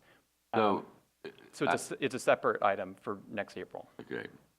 What you just did is one of the problems we were trying to address with the meeting with you in regard to taking on a part of the agenda and hammering an issue that does not appear to be part of the agenda item. The other part of it was to get things in front of this board through the process we have. And there's a communication process and a submittal process. And that to come to the chair, come to the ED with a request that an item be put on for possible discussion with the concept of being referred to staff and or consultants for further analysis. And that during these periods, and over the last 7 or 8 months, each one of these times that you've come up with a proposal was put out here more as a challenge to the consultant, and actually trying to figure out the most reasonable word, the clouding of the responsibility or the wherewithal of this board and the consultants. And when some of us have reviewed what kind of comments occur at the BOS, it's very similar, what I would consider to some degree disparaging. And I don't think I have thin skin at this time in my life serving on all these boards. And that to me is a violation of our communication policy. And then it's disappointing for me as somebody who's spent a lot of time on this board and dedicated a lot of time to this county, that then there's this chorus of very negative comments about the work that this board does and the staff and the consultants here do. So part of this, and I'm really disappointed that it has been since before COVID that we haven't had a joint meeting with the Board of Supervisors. That was something that we worked on over time, and the times they did occur, I thought they were very beneficial. They were like special meetings. So, you know, this report that Doris just went through and what the staff has worked on is, to me, as much for the BOS as for us, in that somebody giving a report at their meeting doesn't mean all the work's been done and it's an absolute. And you know, you dove in, you're smart, you know how to do this, but the processes have been missed. So as we go, like today, when we get into the actual SMID discussion, we're not discussing the allocation. We're not discussing if SMID disappears. We're discussing SMID. The allocation is the allocation right now. And if it's a style of investment thing, I think that's appropriate for us to say, yes, we should have staff and consultants look at it and bring recommendations back. But I do believe at this point in time, we're pretty happy with our allocation program. And we did go through it once before. And, you know, I do support getting information like about Nevada and that work, and staff and everybody being able to look at it, because I keep hearing and we get this all the time, performance of the last 15 years, 25 years, and I just fall back to, you know, but does that predict the future? And me, in regard to the style of investments, passive versus aggressive, that we just have to get that discussion out as a separate item again. So I hope I didn't go too long on that, but I mean, this has been tough to sit through.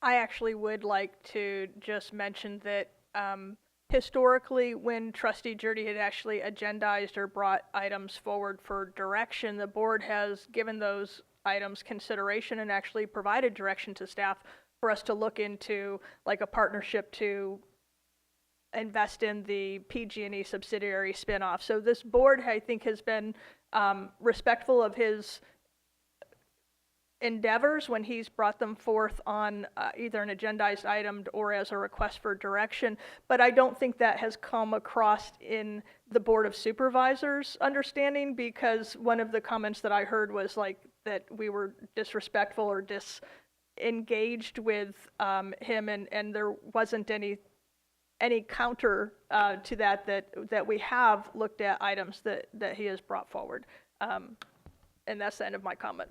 Right, and I'll wrap up to you know, going through the process, going through submissions prior to agenda day and asking us to do that instead of trying to convince us all at once that we just do it.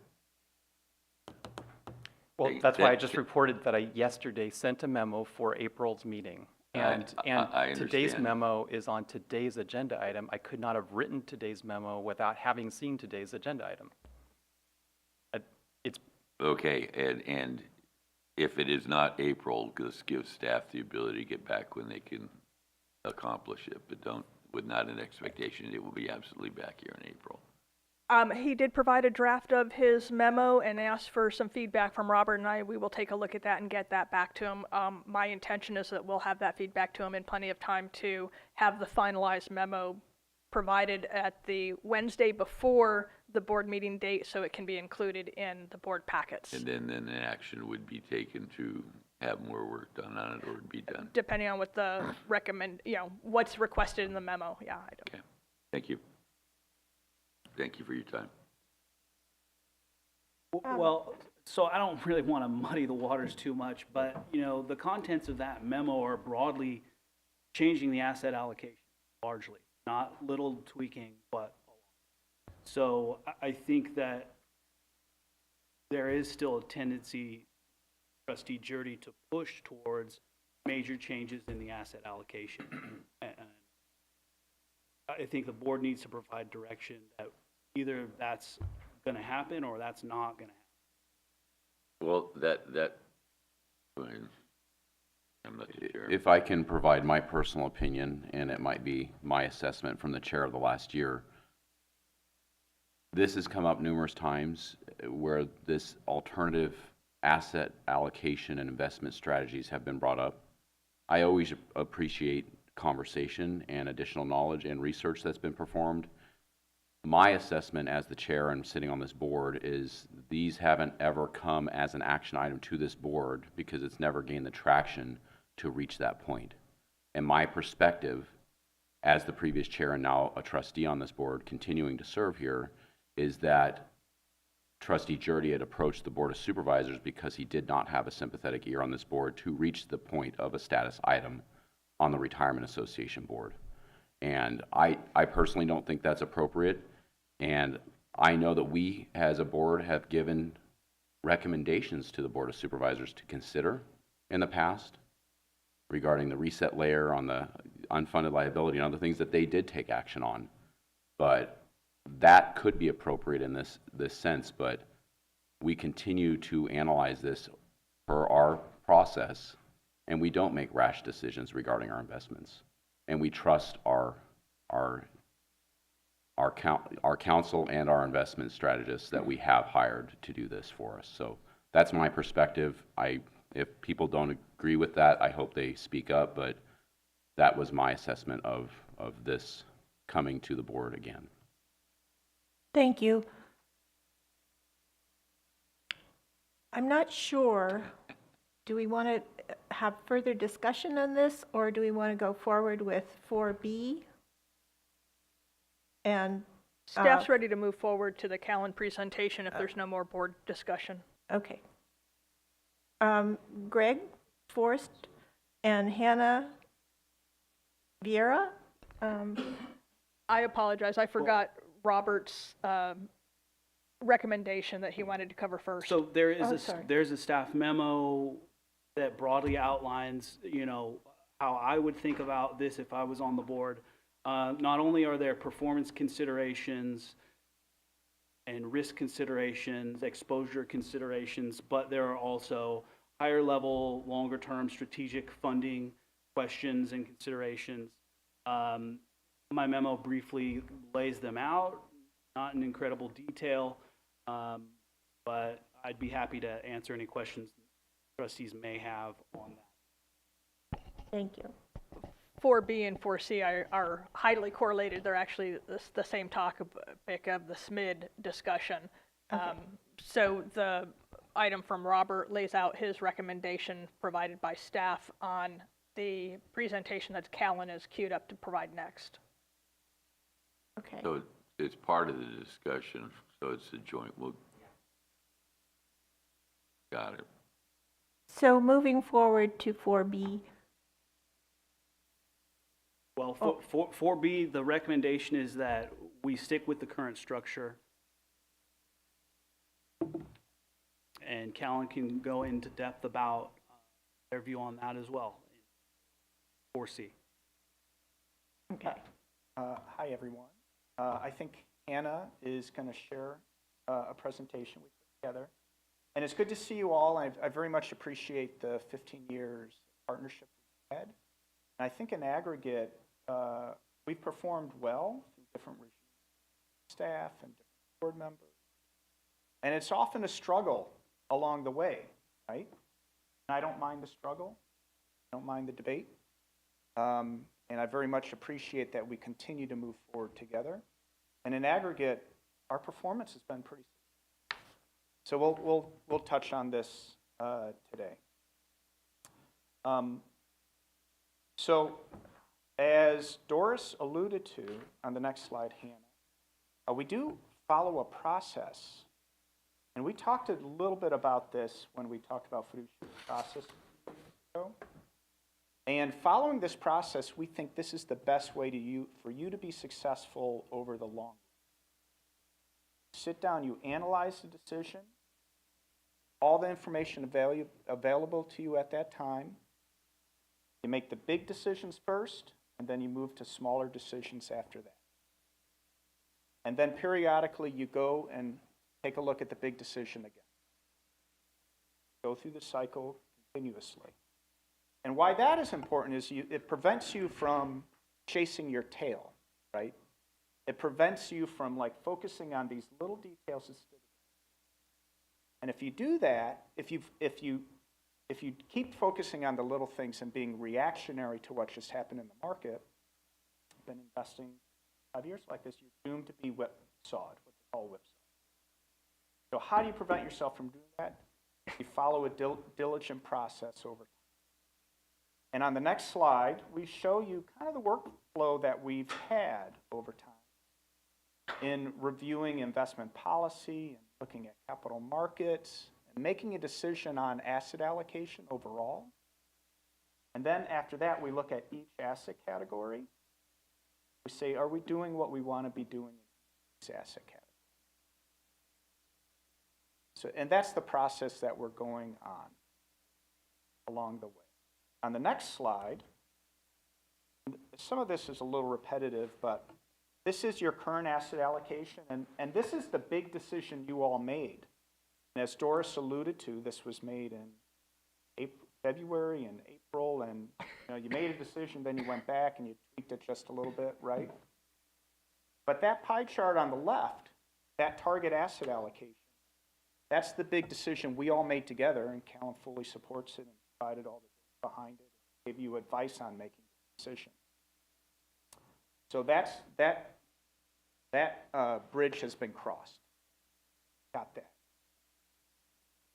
down. Now, the good news is the expected rate of return on this portfolio, we think it's 7%.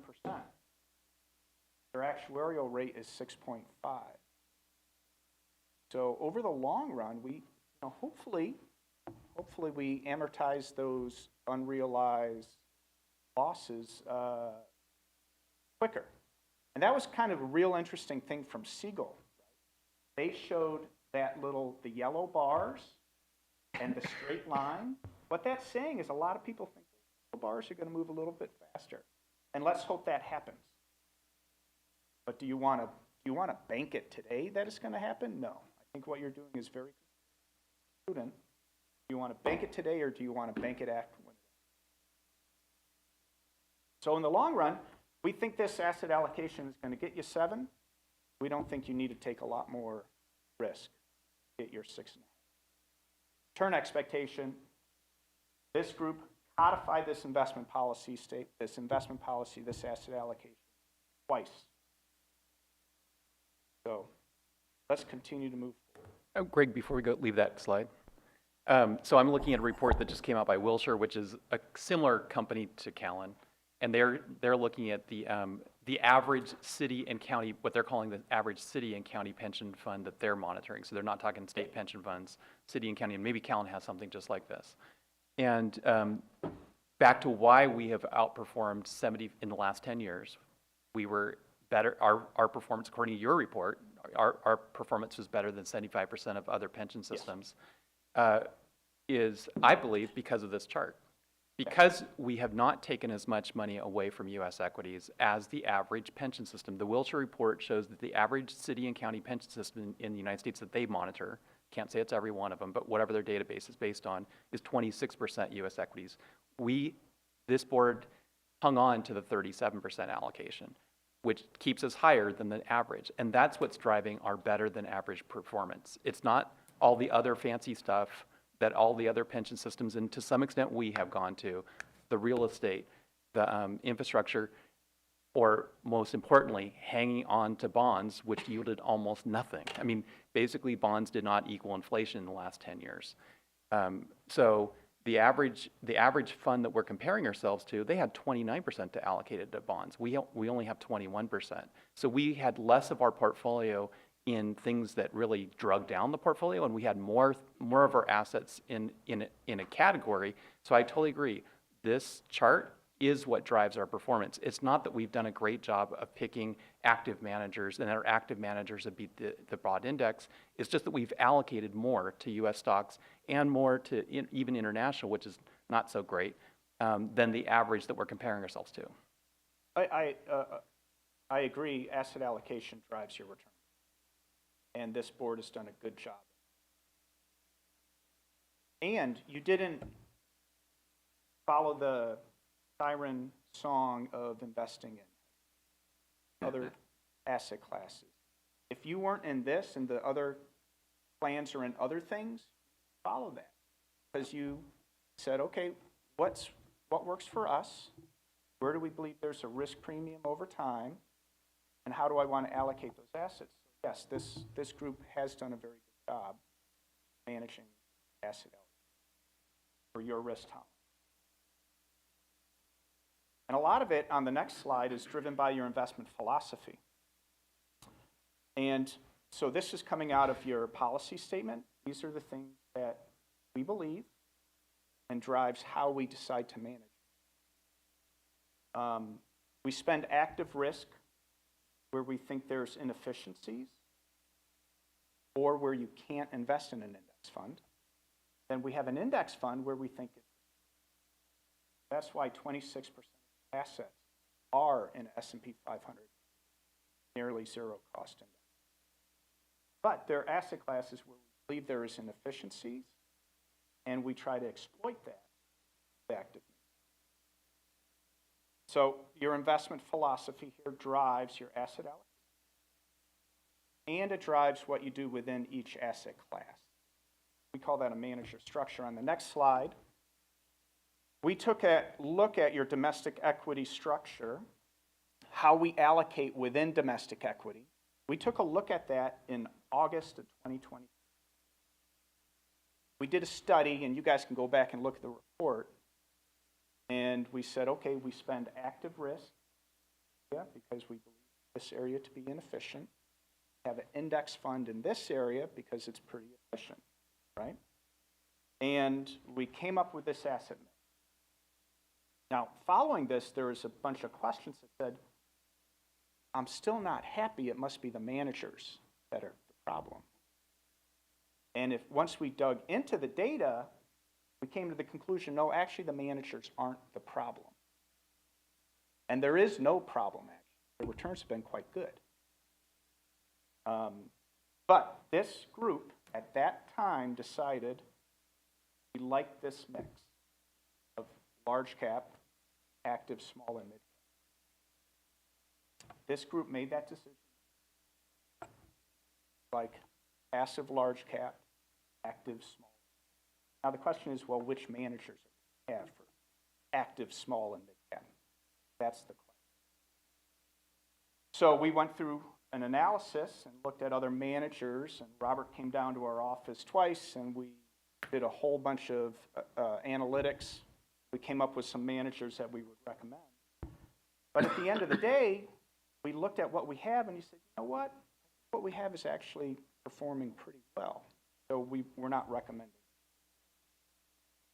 But on the next slide, on top of having active managers, another thing we do, and this is from Council of Callan, is we intentionally look a little different from the broad U.S. equity market. So on the right, this is something called the Russell 3000. These are all the largest companies in the United States, 3,000 largest. This is the market. This is the Russell 3000. It is 78% large cap stocks. On the left, you'll see, well, this is what we do, though. We have 70% in large stocks. And this is of your U.S. equity portfolio. So we have a little bit of an overweight to small stocks for two reasons. One, the market is less efficient, alpha, excess return. And then two, there should be a risk premium for investing in small companies over investing in large companies. And that has borne out over time, but over the last few years, it hasn't happened. Big companies in the United States have performed better than everything, including the small companies in the States. But we have this tilt on, and this has driven some performance.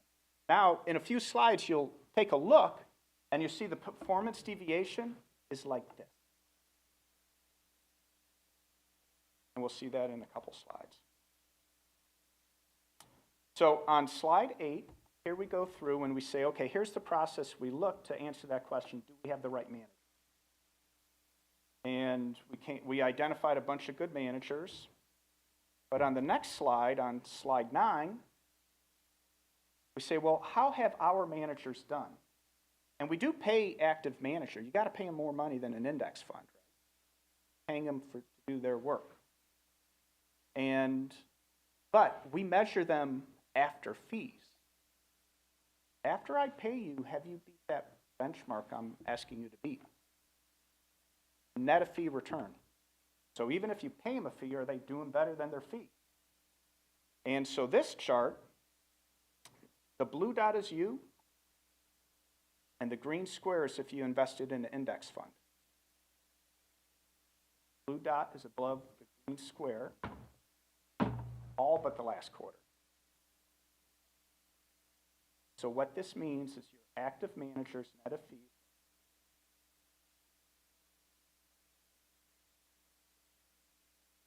Okay, now let's look at the mid-cap portfolio. The first was the small cap. This is the mid-cap portfolio. And mid-cap has a different index, a Russell mid-cap index, right? So again, you are the blue dot, and the green square is index. If you invested in an index fund, you would have gotten the green square. You got the blue dot. It's higher than the green. So this is with your net of fee for active managers. And so now we're like, well, do I want to get rid of these people? They've actually done okay by us. And so our conclusion is no, what you're doing is okay. And if you roll it all up, we got our index fund, we got our 2 mid-cap, we got our 2 small cap, we got our total domestic equity portfolio. That's on the next slide. You're the blue dot, and the green triangle is if you invested in the Russell 3000. And you'll see that these returns are pretty similar to each other. Over 15 years, yeah, we've beaten the Russell 3. And oh, by the way, it ranks in the 11th percentile of other public funds domestic equity portfolios. So what that means is the way you invested net of fees, your domestic equity portfolio is better than 89% of other public funds. That make sense? So it's pretty good. So the green dot, or the green, it's a triangle on this one. It's a triangle. I need my reading glasses. So the blue dot is looking pretty good relative to the green, all but the last year. So what happened in the last year? U.S. large cap board. Done really, really well. We're a little underweight that, but over the long run, it's worked for us. Now, on the next slide, I want to take a minute and talk about your total portfolio. And, you know, we've had this 15-year partnership. How's it gone for us so far? Together collaboratively and positively. Let's look at the blue dot here relative to the green triangle. The green triangle is an index fund, hypothetical, which you actually can't even invest in because there's no real estate index fund, real estate infrastructure index fund. But anyway, how's our blue dot relative to the green? It's pretty close to them in all time periods. 5 years we're outperforming, 15 years. A couple periods we're a little behind. But all in all, we're looking a lot similar between the two. And these, again, are net of fee. Okay, how about another comparison? I'd like to pipe in just real quick to mention that the total fund benchmark is based on our asset allocation. At one of the Board of Supervisors meeting, there was a comment that it's a self-selected benchmark. And that's not the case. The benchmark for the fund is based on our asset allocation. So however much domestic equities we have, that's how much the benchmark has. However much fixed income we have, 21%, the benchmark has 21% fixed income. It's the benchmark.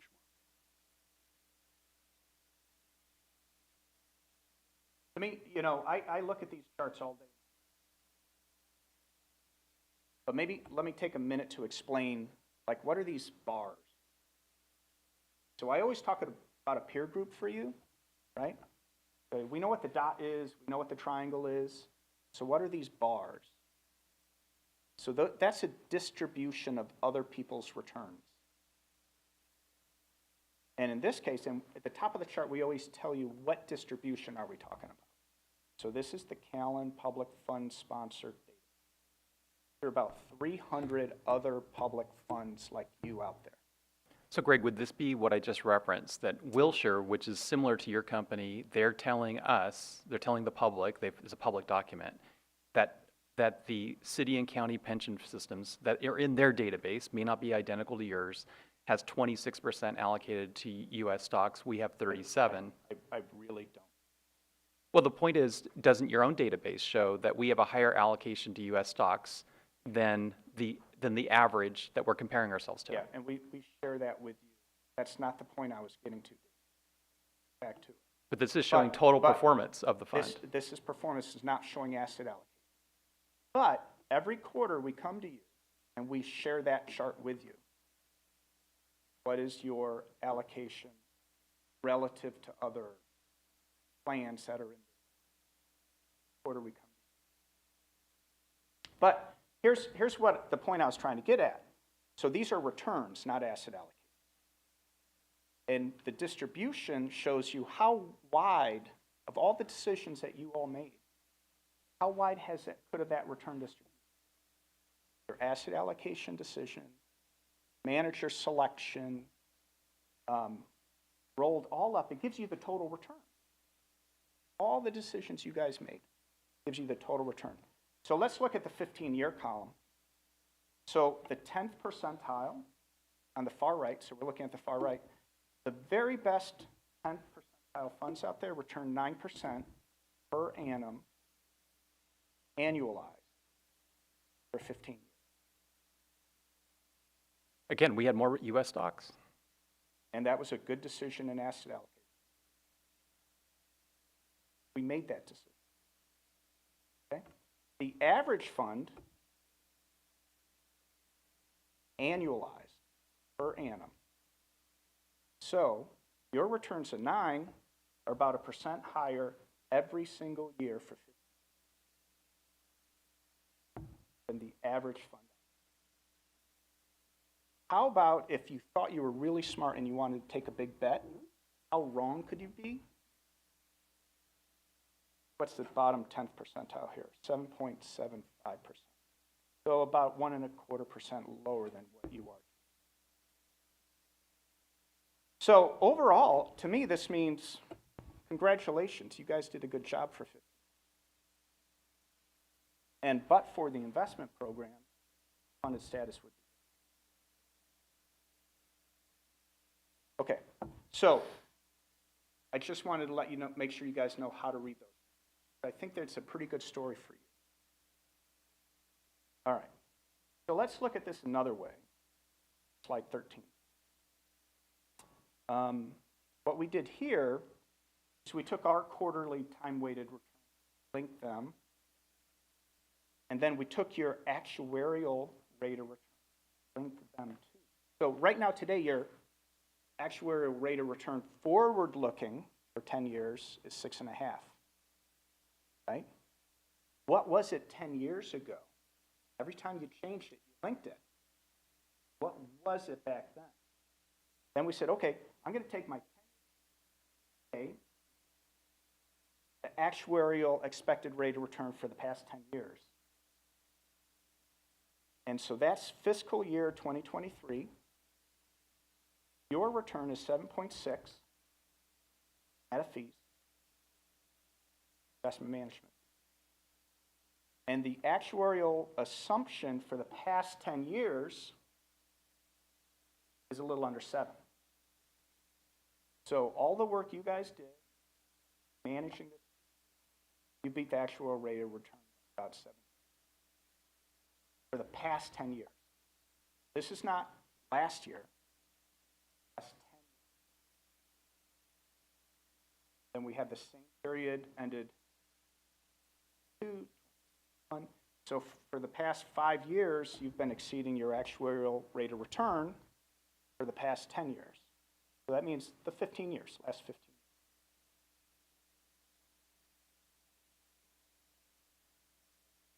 Data before that doesn't look as good. And that's part of the issue too. So back in 2017, that's returns from 2007. Your return was less than the average. Take big bets from your actuarial rate of volatility. One thing we've been doing with this investment program over years is trying to build in diversification to make it less reliant on all the ups and downs, because that adds volatility to your funded status and thereby your contribution. So, what was going on in 2007? Next slide. And I asked Hannah to add this slide, so it's not in your. So let's just look at the chart here. This is the rolling 10-year S&P 500. Every point on this line looks back the last 10 years. What time period did we have a problem with not meeting our expected rate?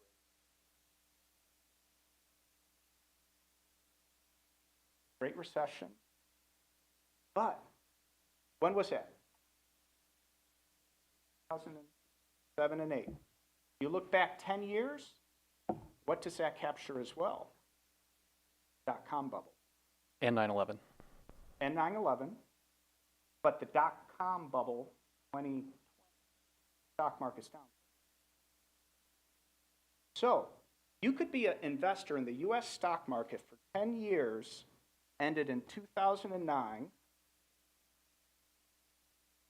and your rolling annualized return is negative 2.5% per annum for 10 years. This is capital market risk. This is why you don't put all your eggs in one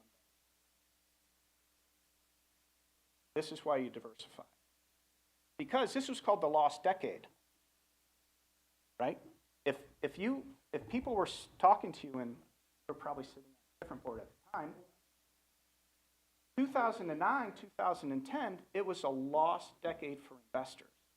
You didn't make money in the U.S. 10 years, and you lost money. So, see, I can't put all my eggs in that basket. And that's why you started, and a lot of people invested in other asset classes. I shouldn't say started. They always did. Because you knew this could happen. And this is why we don't want to put all of our money in this one strategy.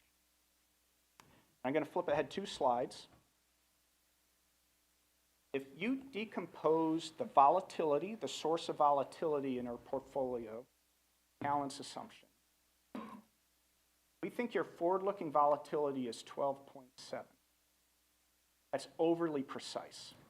Is this a slide we're going to receive after today's meeting? Yeah. Glad to send it. So a couple things to point out here, and I apologize for not giving this. Okay, what could tell this story? Your actuary gave you projections of saying, what if you were 6.5% return, what if it was double, and what if it was half?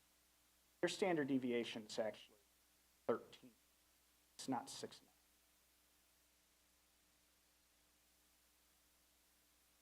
So a good and bad year is a lot wider than 0 to 13. Right? So I just kind of wanted to put that out there. But what's also more of a key takeaway here is, what is the source of risk driving the volatility in our portfolio? In the U.S. equity market, about half, over half. See? Of the 12.78. Global equity is 5, real estate 1.5, infrastructure 1, fixed income, you're actually not getting a lot of volatility. Now let's talk about that negative number. Diversification. What that means, your total volatility is less than parts. Because these asset classes well in different market environments. They don't all move. The more you have in one asset class, the smaller that red thing gets. The smaller the diversification. More and more money in one asset, that diversification thing goes away. And then your volatility is the sum of parts, and it's a bumpier ride for you. And it means that your distribution policy.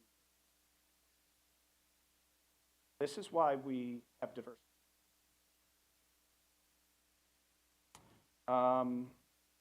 So maybe we flip back. Let's just say slide 8.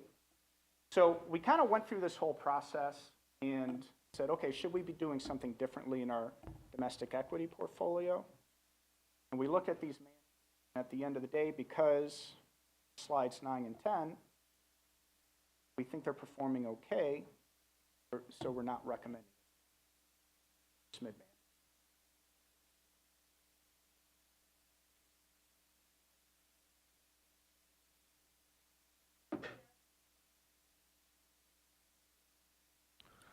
Well, go ahead. You had mentioned earlier, in fact, I wrote it down, we think there will be alpha, and that was in regards to small cap, and I was just wondering why you think there will be alpha. Well, so let's flip ahead to slide 9. So at Callan, what we do is we look at rolling 3-year return over time, asset class relative.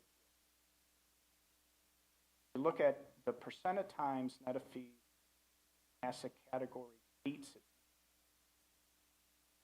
And say, okay, do I like that hit rate? Small cap. And historically, small cap has outperformed. And you can kind of see it on this chart. So so let's say, Alex, you just picked a random small cap mutual fund.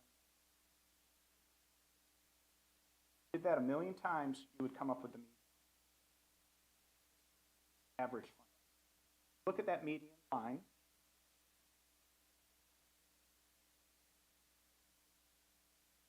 Then compare it to the Russell 2000. So over 5 years, you compare 11.18, 9.97. It's annualized return. Oh, that's the 5-year column. Over 7 years, the median is 7.65. The Russell 2000 is 7. Now, the different question might be, well, why is it occurring? Well, historically, there have been fewer people following the small cap. Might be different exposures than in the small. To give you this outperformance, but this is the data that supports the concept that. Okay. So please, I didn't answer your question. I think the reason that I would ask is, I mean, you're showing me data from the past, and of course, we're not going to capture what happened in the past. Yeah. And so I'm curious how you believe there will be alpha. Yeah. And why we would have a good situation moving forward. Yeah. With small cap. Yeah. So it's a great argument, and people debate it all the time. And so the idea is that there's more energy focus on small cap. So if there's less focus on small cap, ability to specialize some sort of relative to small cap. Oh, I would also sort of pipe in one other reason, just a high-level reason, is related to valuations. And over the last 3 years, generally small caps have become cheaper on a relative value basis. And because those PE ratios now on average are low relative to where they've been historically, that means that the future expected returns are going to be higher. And we sort of have the opposite case in the large cap space. Large cap S&P valuations are between 23 and 24. And what that means is that future expected returns are going to be lower. So that would be one other reason to consider keeping a small cap or buying a small cap. They're cheap. So it seems to me that the first question that Alex asked was, why would we think these funds are going to beat the benchmark being the other small cap companies, and you show us the report that shows statistically that they have in the past. No guarantee in the future, but they've done it in the past, so, and I think that's a reasonable, looking at the track record.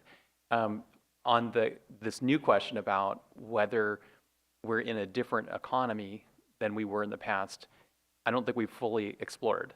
So some of the debate out there is that because there's been so much money put into private equities, that there are so many, you might say, cherry picking of the best of the small startup companies that are not going on to the public equity market, that the past performance for small cap companies, some of them did really well, may not be there in the future as it relates to the total U.S. stock market, because we have so much money going into in the last 10, 15 years gone into private equity, that a lot of those companies were purchased, held in private ownership, aren't on the stock market, and maybe what we have in small caps aren't as good don't have as many, brilliant winners in it. Now, maybe at some point, I don't know, you could report on this, I don't know.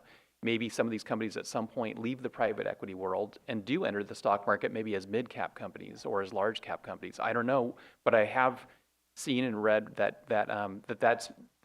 that's been an effect of all this money in private equity that didn't exist 20 years ago. I think that's a completely fair argument. I don't think Callan is at a point. I think it's tilted the market the full way. But it's a legitimate argument that the size of the private market is growing relative to the public market.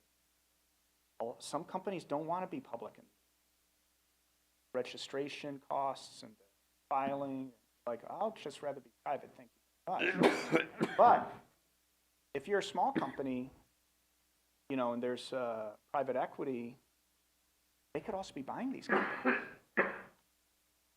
They buy them for a premium. So the argument is more complicated than just that. So there could be, you know, sometimes you talk to a small cap manager, like, I'm holding this. They're acquired is going to 5%. And then when you're on the public equity side, so Reddit is going. I don't know what year that's, but it could be in the. And so it's a complicated argument. It's a complicated topic. Private equity. Yeah, I've just seen there's a debate out there about whether or not small cap will do what it's done in the past because of so many what would have been small cap public companies in the past are not on the public market these days. Yeah.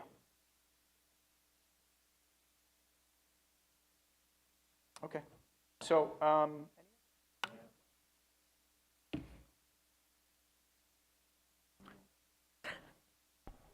well, so the memo I wrote for this agenda item, and I submitted it in advance, contends that our U.S. equities, and again, I have a separate memo for I've given to staff for next month's meeting, but it is true with our international, which is all actively managed, that our actively managed funds are more volatile than the total market index.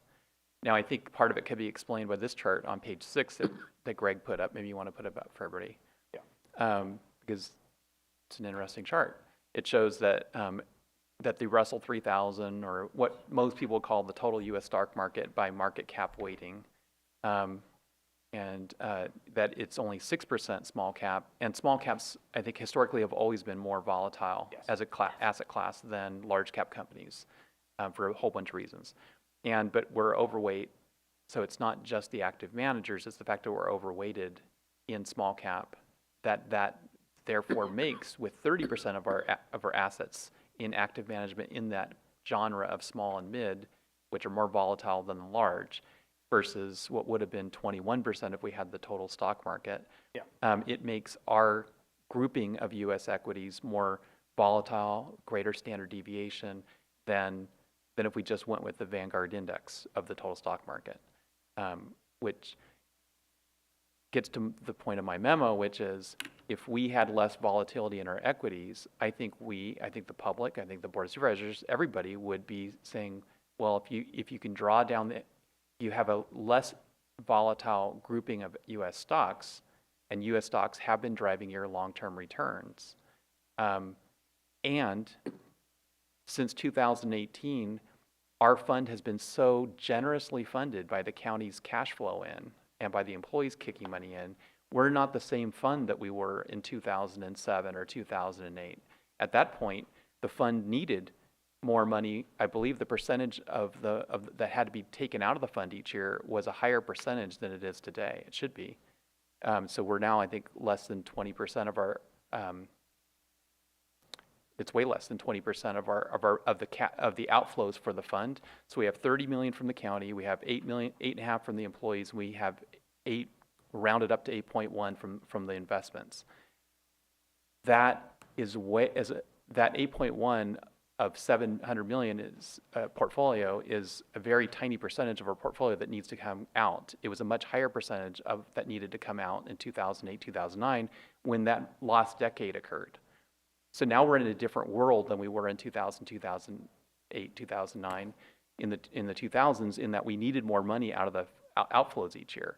Because we need less money in outflows each year, very little, I think we're at a point, and we've been there really actually in retrospect since 2018, that we can have more of our money we can afford a higher standard deviation if we can get long-term returns. And we know we can't get long-term returns from bonds. We get less standard deviation, but we don't get a whole lot of return out of it. We can get some returns out of international. Maybe they'll equal in the next decade what they are from U.S. We don't know. They haven't been. And past predictions said they would equal. Past predictions turned out to be wrong. But we have seen that they're basically as volatile as the U.S. stock market, sometimes more. The 2008 crash, it didn't just affect the U.S. stock market. The great financial crisis did the same thing to international stocks.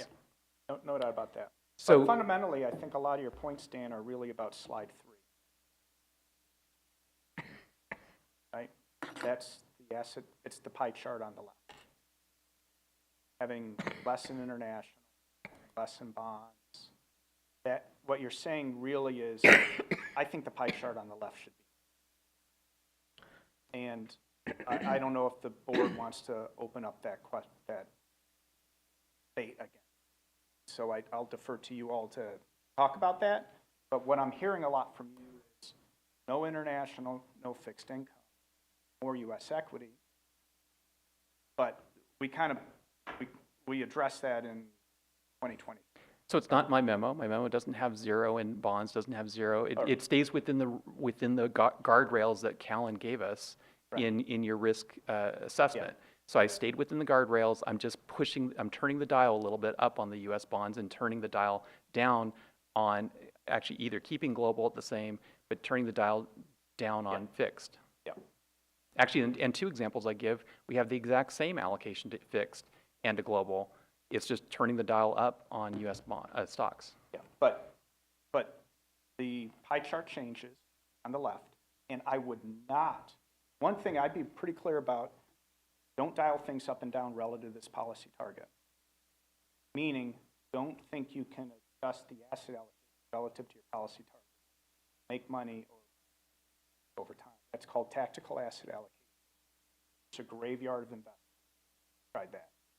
So I would not recommend. Well, you did have 5 options for the board in your mix. You had mix 5, which so did have. Dan, what you said is you were recommending dialing up and down relative to this and not changing this. Asset mixes are changing this. Pie charts. So if you dial up and down, that's tactical asset allocation.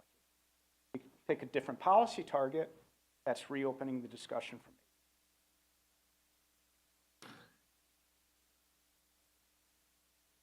I understand what you're saying, Greg. I mean, we're on cruise control for a bit. Keep asking questions, but do we want to keep reopening the same debate?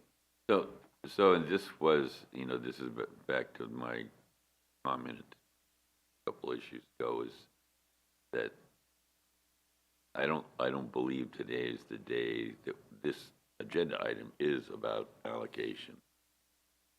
If it's about managed versus passive, and you want more, some analysis, then you should ask for it. This is what we're working on. Not turning the dial, as you're saying. Director Rentschler? Thank you. I would like to mention that, the board's previous direction to Callan was to bring back a review of the small and mid compared to the SMID. We've actually talked about that at least 2 previous meetings with the direction to come back with a discussion about SMID and maybe SMID managers. Ultimately, based on their review and further work with Mr. Ravelis, their recommendation is to not move to a SMID structure, but keep a small and mid allocations. Whether or not there's a desire to alter the percentages to small and mid, that is really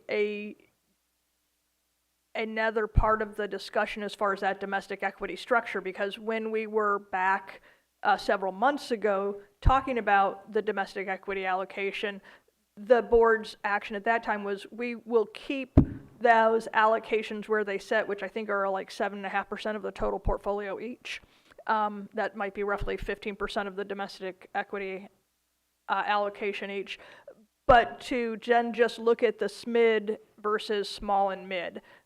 So the item on today's agenda was really whether to pursue transition to a SMID approach, which is not the recommendation from staff, but to leave them with distinct small and mid cap allocations.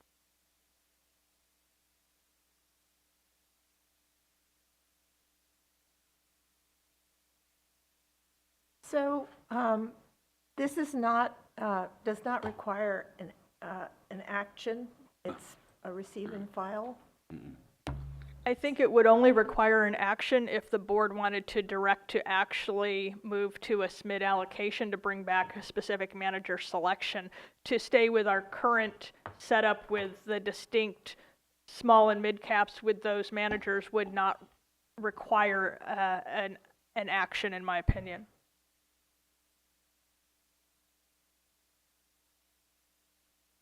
So the concerns I raised in my memo, specific to today's agenda item, is that our our selection of these actively managed funds are making our U.S.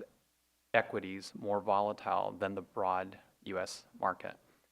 And I won't talk about the logical extension of that, which is we would obviously have more money in stocks if we had less volatile stocks.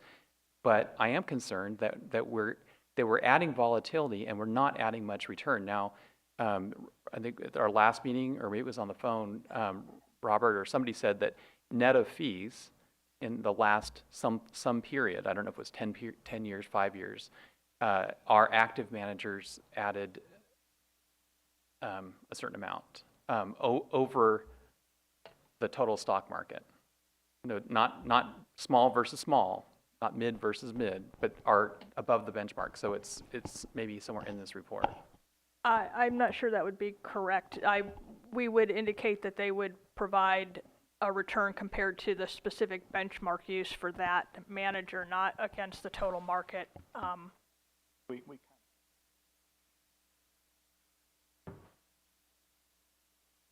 Well, the reason we're overweighting small and mid is because we think that they over time will outperform the total U.S. stock market. Otherwise, there'd be no reason to do that. And so, but again, my basic premise is that we would be better off with simple total U.S. stock market, but it is linked to the idea that we would have a higher allocation. So that's my rationale. So I'm not saying we do one without the other. I'm saying we look at the two together, and the discussion is always framed. We talk about one, then we talk about the other, and we never link the discussion. And that's my frustration. Yeah. And I get it, Dan, and I appreciate the dialogue. And we do believe, and so we covered this in August domestic equity structure study. At that time, we went through and said we believe there's a risk premium in small cap over time. For that reason, we're overweighted. And we believe in investing in risk premium and risk factors. I think that's going to. In the most recent past, it hasn't worked.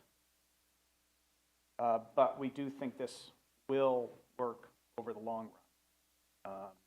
That's why we do it, right? Well, just to be clear, make sure everybody understands the chart I sent in this memo. It shows the Vanguard, which is the institutional class of the mutual fund that any of us could buy. We would pay 4 basis points because we're not big investors. If you have $100 million or more, which we do, you would be the institutional class. You pay 2 basis points. Yeah. So it's essentially free, because also, just to make sure everybody knows, the way Vanguard works is if everybody, whether it's Schwab, Fidelity, State Street, they actually get a little bit, I'm going to call it rent. They get a little bit of income off of their stocks that has to do with, I'm not sure exactly what the various reasons are, but they get a little income off of it, sort of loaning the stocks, as I've been heard. Oh, securities lending? Is that what you're talking about? So they all make money on that. The difference is Vanguard actually shares that revenue stream into the performance of their fund. So you might actually see sometimes that Vanguard's big index funds, like the total stock market, actually has a couple basis points more return because they share that revenue with their investors. So when they say that the Vanguard Total Stock Market or the S&P 500 of Vanguard is essentially a free index, it's because of that extra revenue stream that comes in. It basically wipes out something like 2 basis points in fees, which is what your fees are on paper. Yeah, securities lending, all of that's true. So, but at any rate, not just the most recent, but taking our last 5 years, so not just the last quarter, not just the last year, our last 5 years, it shows that we would have had about 3% higher return had we had the Vanguard Total Stock Market over the last 5 years than we would have had, so about 3% extra return over what we did get from our composite. Yeah, in that letter, there were a few numbers that were right, and there were numbers that were so we'd be glad to respond to it, but Dan, we talked offline, the volatility numbers were a little off. So the fund's volatility that you're modeling is actually about 3 units higher than what you had. But I think most of the return data was correct. But big question is, well, what do we do with that? Unless we have a time machine, and it's Back to the Future, you know, that happened, right? That's water under the bridge. And in aggregate, all the rest of your decisions have really done quite well for you. I don't know about that 3% number, but yeah, because if you look at slide 11, Dan, if you invested in the broad market, the Russell 3000, over these time periods ended December 23, see how close the blue and green are? Mm-hmm. Well, again, this is using the same data, same time frame, July 1st, 2018 through June 30th, 2023, the exact same time frame. But this Vanguard fund, again, they have a little extra revenue comes in because they share it. It's 11.32% annualized return. And you're showing for the last 5 years, but is that the last 5 years as of June 30th? Or no, for the periods ending December 31st, so it's a different time period we're looking at here. I was looking at the figures you guys had in a previous report. Right, in the fiscal year, and this is as of the end of December. So this is showing the cumulative blue dot first, and you'll see that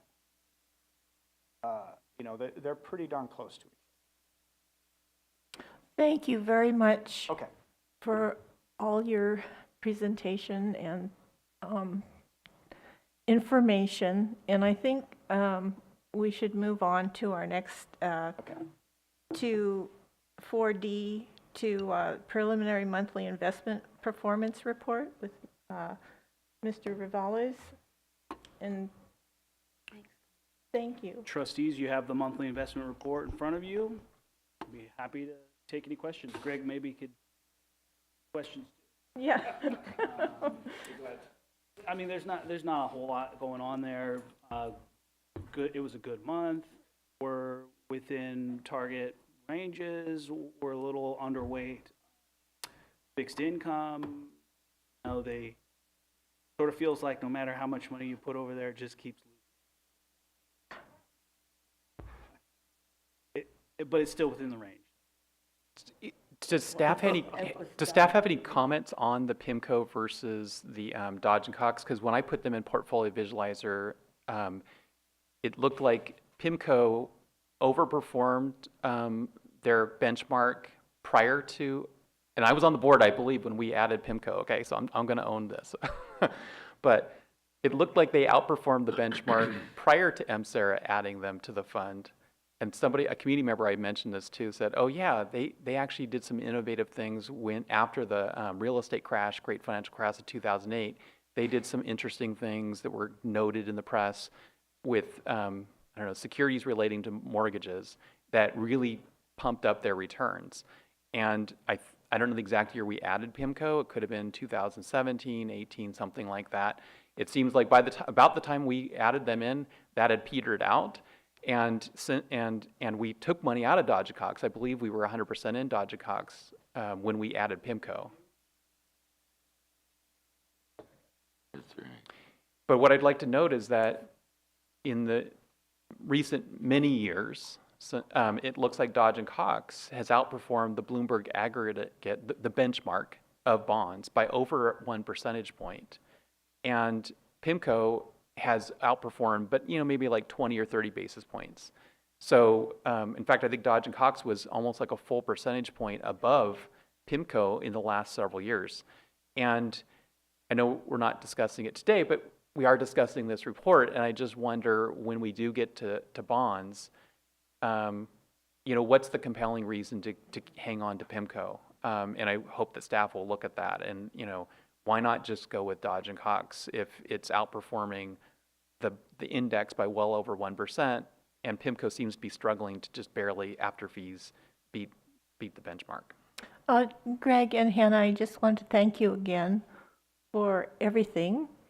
And I think we need to move on because we still have quite a few things on the agenda. Sorry for long. No. Thank you, Greg. So our next agenda item is presenter Larry Jensen of Audit and Risk Management Services. Discussion and possible action regarding audit and risk management services enterprise-wide risk assessment. Yes, thank you. It's a pleasure to be here with you today. Good to see everybody again, and had the opportunity to meet with each of you during this whole project and enjoyed our conversations.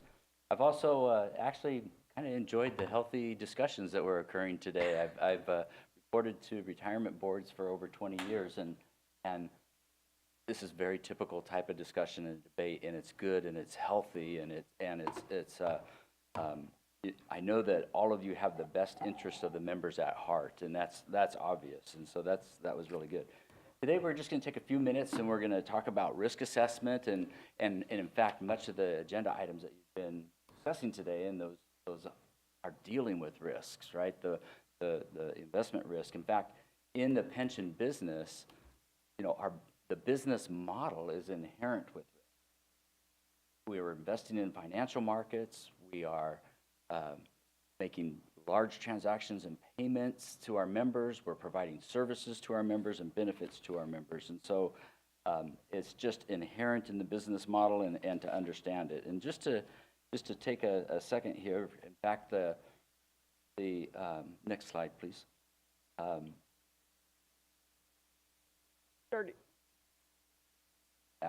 That was just and then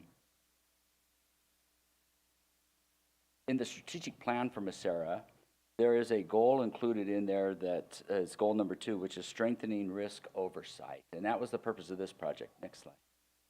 And one of the objectives is to enhance our approach for identifying, monitoring, and managing current and emerging risks that we're facing as an organization. First, let's just understand what risk really is. And risk is forward-looking. Just as you should be as a board in your discussions and in your decisions are forward-looking. And so risk is really unanticipated variance from expected performance. It's been termed that it's the effect of uncertainty on achievement of your objectives. And as I said, it's inherent in every decision and actions that we take as an organization. Risk management is the process by which we kind of coordinate and identify the risk and coordinate the activities around trying to direct and control these challenges, be able to quantify and understand the impact of the risk to the organization, and then what actions, make decisions about what actions we should take if the risk is unacceptable. And it's not really about eliminating risks at all. We're never going to do that. Risk will always be present, but it's managing it within acceptable levels. And enterprise risk management really takes more of a holistic approach. That's what we did today here, is it looks out across the horizon, what's happening across the world even. How does that impact our organization? What risks are we facing today as an organization?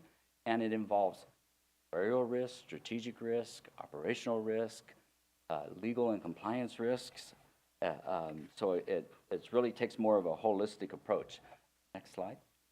This is the framework that we use for our risk assessment, and it really begins with understanding the organization, identifying the risk, assessing them, being able to determine what actions we should take in response to the risk, and then also it involves implementing mitigation strategies as well as continuous monitoring. Now, this is a typical Messera or enterprise risk management framework. It may look familiar to some folks, but the key is implementing this framework tailored to your organization. There is no single risk management program that is a one-size-fits-all type of program. In fact, in risk management programs, it's one size fits one.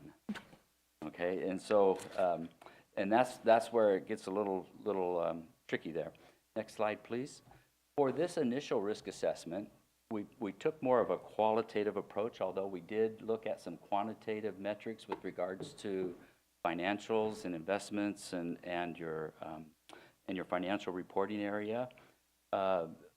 We began by sending out a survey, and we surveyed all trustees and all staff of the organization and received feedback. In addition to that, we interviewed all trustees, staff, including your external auditor. And the purpose of that was really to kind of clarify some of the responses and obtain additional information. And then reviewed a number of documents that are policies of the organization, your handbooks, governance documents that you have, your strategic plan, certain contracts with both investment managers and also with some of the vendors who, for example, house some of your member data and use your member data. And then also look back at previous board reports so I could see really kind of where you're spending your time, what is your input, what types of issues are you dealing with. And next slide. And based on the assessment back from that we received and industry knowledge, put together a risk universe. Now, there's a lot of risks here. There's about 180 total risks. And it was each one of these risks are defined and put into a workbook for management, and we reviewed it, looked at the level of accountability, and yes, we do face and manage these types of risks. We went through every single one of them to determine which are the higher level risks that we should analyze. And from this, we identified 21 key risks based on the survey and the assessment that we did. And so out of all of these risks, then how do we assess them? How do we know what's most important to the organization to really be focused on and managing? And so what we did was we put together some assessment tools. Next slide, please. Those assessment tools were customized specifically for the organization. We looked at the various models. We developed them so that we could understand the impact of a risk based on the financial, reputational, operational, and legal and compliance impact to the organization. We also looked at the likelihood of a risk occurring and the velocity of which that risk can impact the organization.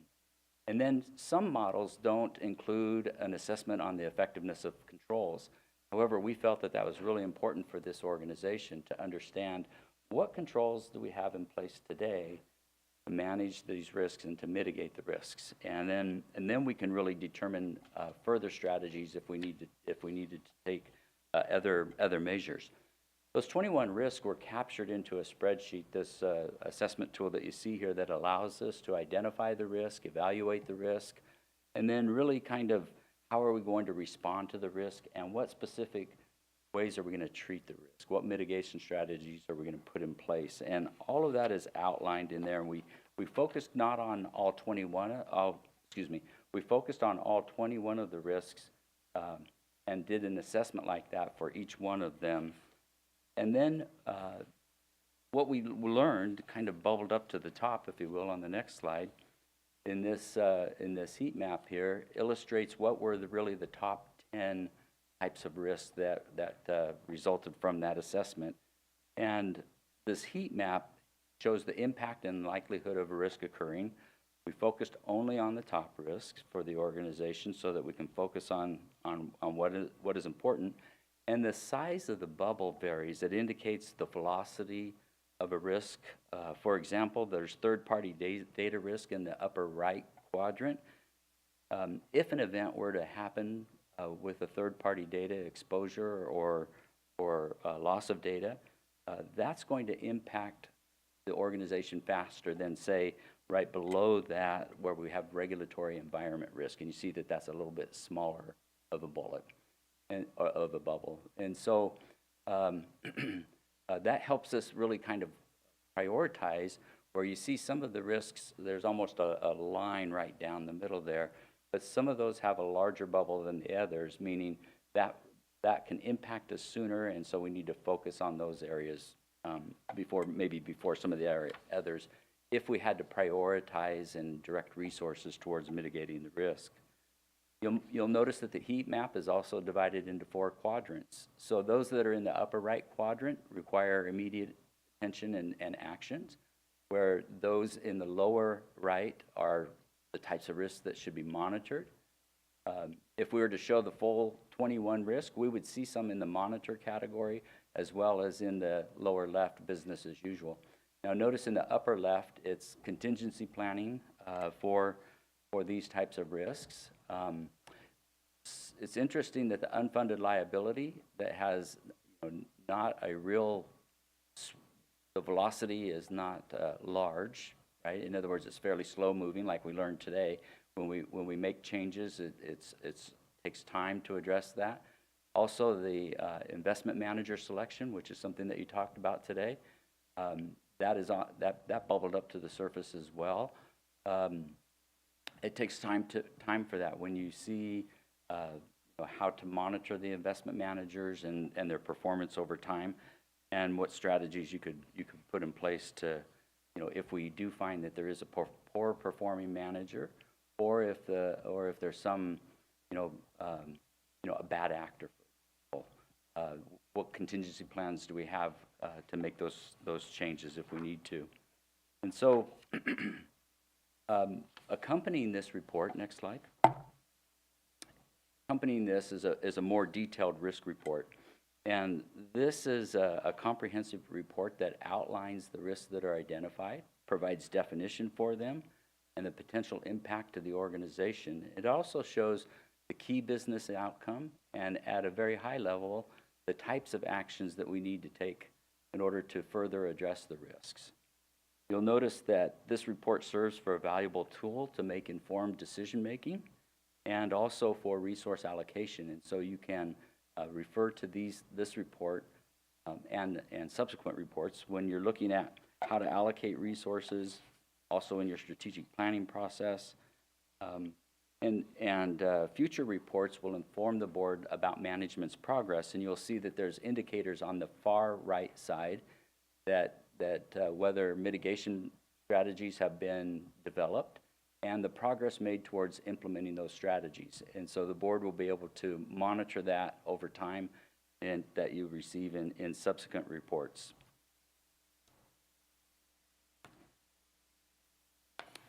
Now, in today's rapidly evolving landscape, whether it's the regulatory, financial markets, or political environment, there's a magnitude or a lot of emerging risks. And what an emerging risk is something that is new or developing that may have the potential to impact the organization.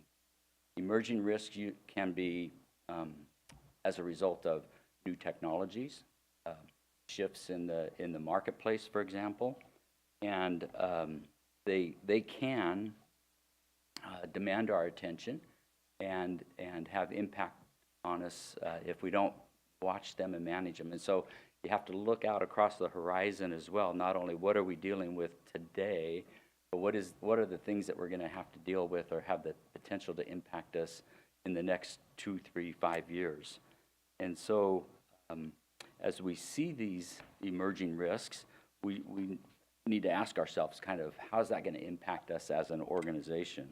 And so, for example, when you look at artificial intelligence, for example, it has the potential for ethical, legal, operational risks, as well as implications on how we're going to adopt AI as an organization. And it will impact us as an organization in the next few years. And so if we're not ready for it, it could result in the loss of public trust, regulatory scrutiny, unintended consequences maybe from some of the AI algorithms. Things like that, we need to be able to collaborate with the experts in there, work with them to develop ethical guidelines on how we're going to implement it, and frameworks for AI implementation would be an example of how we would start thinking about addressing an emerging type of risks. And so this was based on industry studies that are performed. It's something that all organizations are facing, and so we need to keep our eye on the ball as far as like not only what types of risks are facing us today, but what will face us in the future. So when we think about effective risk management, it's really vital to achieving SARA's goals and objectives. It really helps us be more efficient as an organization. It helps us to focus our discussions and our resource allocation and our strategic planning on those items that are most important to the organization. And so when you think about risk assessment, it's not a one and done type of activity, because shift happens. And when that happens, I said shift. Okay. So when that happens in the marketplace or in the regulatory environment, we need to be able to and be prepared to respond to it. And so I think, risk assessment is an ongoing activity. Typically, boards receive reports every, 2 to 4 times a year, depending on the level of activity with regards to the changing environment. And then a lot of boards, they'll ask questions about risks. In other words, this will provide you the opportunity. So I'll just a couple of examples from today. So when we talk about the risk of changing fund managers, right? Well, what is the risk of doing that? Would be a good board question to ask. What is the risk if we don't do that? In other words, what's the risk of inaction? Not only taking the action, but there are risks associated with changing your managers. And so your agenda items should also address those risks for you as a board, right? So that you understand that if I make a choice here, if I make a decision, I'm getting the best input and understanding the risk associated with that decision. And so, for example, what is the risk that we face in accomplishing our strategic plan goals and objectives, or are there other goals or opportunities that we should take some risk in order to achieve? And so that's the balance, is trying to understand how much risk do you want to accept as an organization. I heard today that in your investment approach, you're fairly conservative, and that's fine if that's what you choose as an organization, as long as everybody understands that, and you can make those decisions of, here's our level, they call that a risk appetite. Here's our level of risk appetite that we're willing to accept. And there may be things on this list that you look at and say, yeah, I think, we did the assessment of it. It looks like it might have some potential to impact us, but right now we have other priorities. We don't feel we're willing to accept that risk, and we can move forward. And that's okay. At least you acknowledge, you understand, and you make an informed decision. And that's what this is all about. So, as in conclusion here, I believe that if you continue this risk assessment practice and enterprise risk management approach, it will continue to evolve. It will continue to grow and be able to understand and quantify and qualify those risks that you're taking as an organization. And I believe it will make you more effective in achieving your strategic goals and serving the members of Mendocino County. So happy to answer any questions that you might have. Yes. How were you able to assess third-party data, especially given it's sort of opaque? And I think back 10 years ago, 15 years ago, one of the 3 credit reporting agencies had a clown car for its internet security services, really. Yeah, so that's an evolving type of issue. That's an important question, right? And so for this initial assessment, based on industry standards and dealing with third-party vendors who either store or manage your data, one is does the company, the organization, does Messera, have they identified all of the vendors that have the data? With their contracts with them, do they understand where the data is stored? Is it stored at a cloud provider? Which one? Which cloud provider? Is it Amazon? Is it Google? Is it some Rackspace? There's several places that it could be stored. And then we looked at contract provisions. Are there contract provisions that prevent data from being stored outside of the U.S.? And if there is, there's certain risks with that and certain laws associated with doing that. Are there breach notifications in the contract? Is the process for breach notification and the liability for breach notification spelled out in the contract? So in other words, who's responsible for notifying the members and paying for ongoing monitoring if there is a breach? And so we looked at contracts that are and I think in here we outline the opportunity to enhance some of the contracts because cybersecurity is a changing environment. It continues to progress, and we need to keep on top of that with our contracts. And so based on the information that I was able to look at in the contracts, we need to update it to keep up with the current environment. Hope that answers your question. Now, ongoing vendor due diligence, periodic audits of these vendors, things like that are something that we should also consider and evolve to as we progress as an organization. So I'd also point out on slide 10, it is noted, we also review SOC reports from certain vendors, and that gives us a sense of what sort of internal control policies and procedures that some of these service organizations have in place. We review those every year. Yeah, that's a current activity, yes. But given and that's a great internal control. That is what we'd expect to see. But also, I think we can strengthen our contracts a little bit with these vendors, and that's why it really came critical to me because you hear so much about these third-party data breaches. And the impact of the organization, the credibility of the organization, reputation, as well as the financial impact. So it's keeping our member data is really, really safe is really, really important.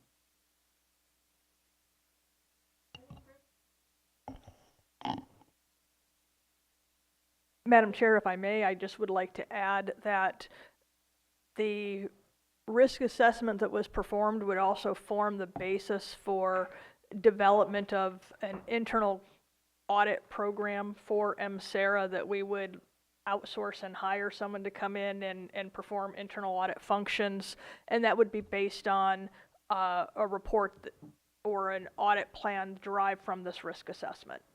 Thank you. And any endeavors to address anything either through the internal audit or from this risk assessment, those items will be brought back for approval as part of the budget process as we implement these things. Given that it's currently mid-March, I was thinking that this risk assessment would return to the board again semi-annually. We can do it more frequently if the board decides, but because we're first ramping up, I probably wouldn't bring it back until December, so we actually have something to report on. Thank you. Is there any public comment? There is no public comment. Okay, well, thank you very much for all your work and. Tricia, thank you for your time, and I think I got you out of here right before lunch. Well, then we don't get to go to lunch. Well. Safe travels. Yeah. Okay, so the next agenda item is discussion and possible action regarding compensation and earnable and pensionable compensation resolutions. We have an A and a B. Thank you, Chair Cavness. The resolutions are provided to account for new pay codes created by the county, specifically for the MCLEMA labor group. These are educational and certification type incentive pays that would be available to their membership. Similar to other educational incentive codes that exist, these codes would be pensionable for both legacy and PEPRA groups. If you have any questions, I'd be happy to address them. This is an action item that would require a vote. Is there a motion? I would move to approve the items. Second? Is there any discussion on the motion? Both. Yeah, both together. Is there any public comment? There is no public comment. Okay, Ms. Zeller, please take the roll call vote. Mr. Land? Aye. Ms. Cavness? Aye. Mr. Kelly? Mr. Jurdy? Yes. Mr. Cromer? Aye. Mr. Shoemaker? Ms. Harris? Aye. Ms. Pierce? Aye. Thank you. Approved. Okay. The next agenda item is discussion regarding the administrative report. Director Rentschler. Thank you, Chair Cavness. Couple of quick updates. We completed our membership survey. That results of that will be presented at the April meeting with our consultant, Perblonsky Research. We have a lot of comments and feedback from that process. I'm pleased with how it's progressing. On the pension gold front, we are testing the separate account update currently. Once that is completely tested and in production, we'll be moving to a security framework update and some other help desk tickets. We also are looking to add Google Analytics to the Member Direct portal so we can get more detailed information on how members are interacting with Member Direct. Update on the construction is that the request for bids opened in last week, I believe on March 4th, was that 2 weeks ago? And that the close for bids will be on April 5th. 9 firms attended the mandatory pre-bid conference on March 14th. Not too long ago, there was a court decision on VSERA and their Alameda decision implementation. That initial court decision came down in support of in support of how VSERA and actually Mendocino Sierra processed our exclusion from compensation earnable of annual leave cash outs within a 12-month period. However, that is being appealed, and the appellant is asking that if for systems to provide amicus briefs in support of them, we would like to receive direction from the board to submit an amicus letter to the court on behalf of the previous decision on the VSERA Alameda case. Also, I'd like to point out that the SACR Spring Conference is coming up in May. There is still time to register if you are interested, and the business packet will be coming at the next meeting for the slate of candidates for the board of directors at SACRS. If you have any questions regarding the conference or wish to register, please contact Judy or myself. Trustee Harris? Doris, I wanted, excuse me, Madam Executive Director, if it's in Santa Barbara, does that entail driving down there, or is it possible to fly? It would be possible to fly. Okay.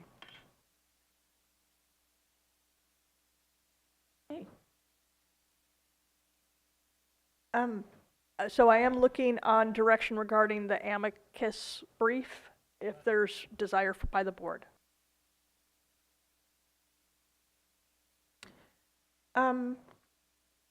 Is there any discussion on the amicus brief? It does not require an action, so we could just do a receive and file. That's your. Correct, you can receive and file. We would only submit a letter to the court if directed so by the board. But there is no action item, no action required today. Madam Chair, I'm supportive of the letter and the request to send it. Okay. Can you just clarify what would be our position in the letter? Our position would be that the existing court decision is appropriate and that it shouldn't be overturned on appeal. If it is overturned, it could impact us negatively in that it might require that we alter how we processed our corrections as far as what was excluded from compensation earnable regarding annual leave cash outs to address the straddling issue. And that's why we would like the current court decision to stand. Just one point to add, it's not a guarantee that the Supreme Court will even hear the case.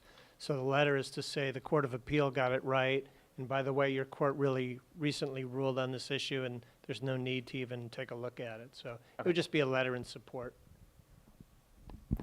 So we don't need a motion, we can just do a direction to staff to submit a letter? Yep. Okay. Let's see. Is there any public comment on this? There is no public comment. Okay. The next agenda item is general board member discussion. Is there any board member discussion? Well, as stated earlier, I've given a memo to staff, and I guess I'm looking to get feedback from staff. Do they feel they need direction or from the board to have staff look at that item and place it on the next agenda, or can a board member like myself just place it on the agenda? I certainly would like to have staff's feedback on what I wrote.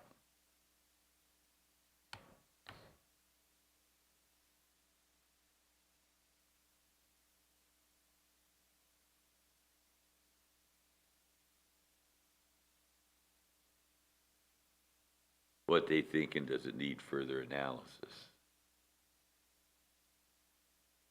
That to me is the thing, is just putting some on the agenda and expecting us to,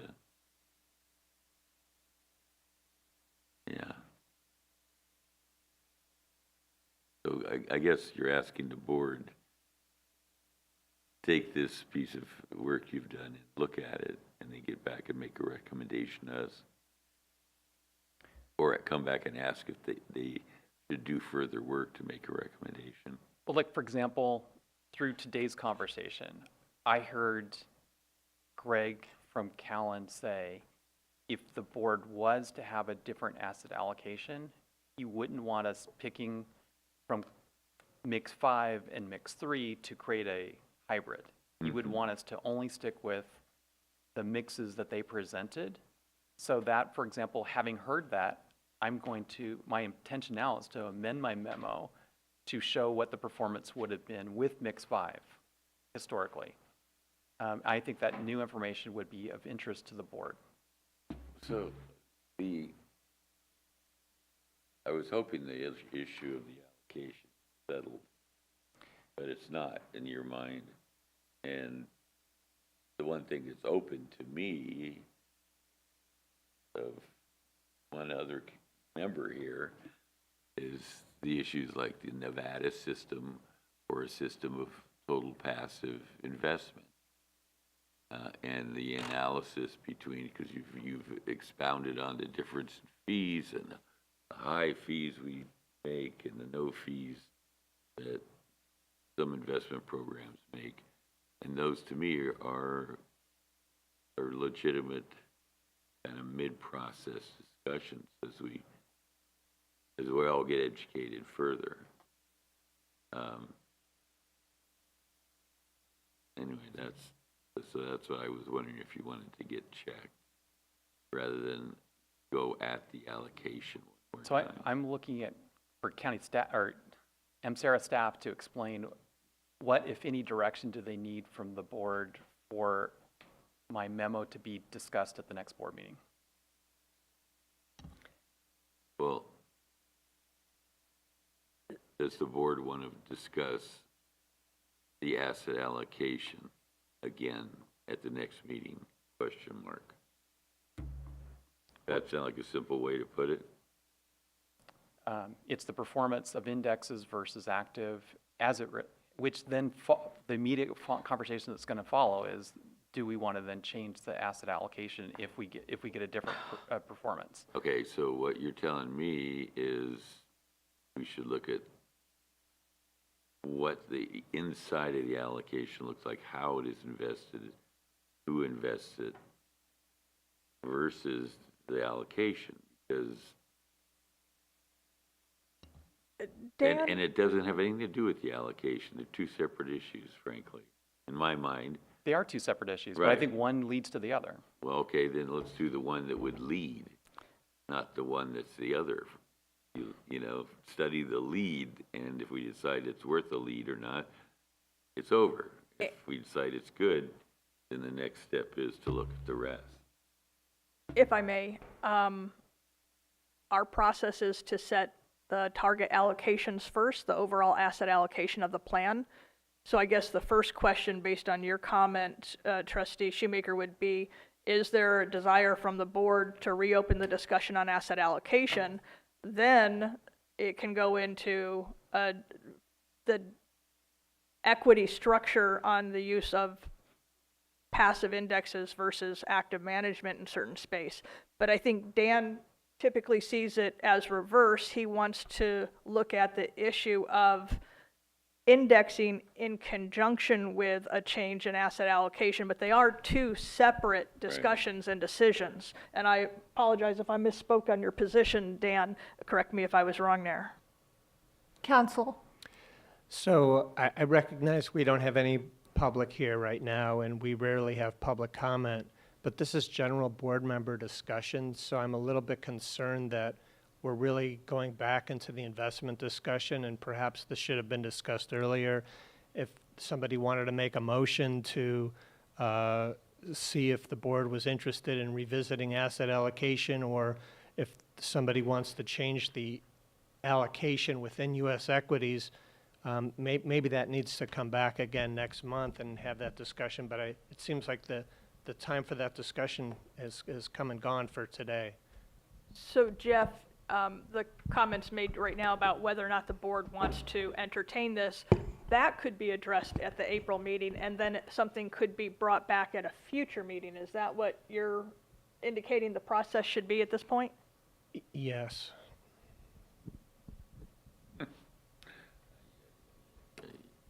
Well, we missed the boat here somewhere.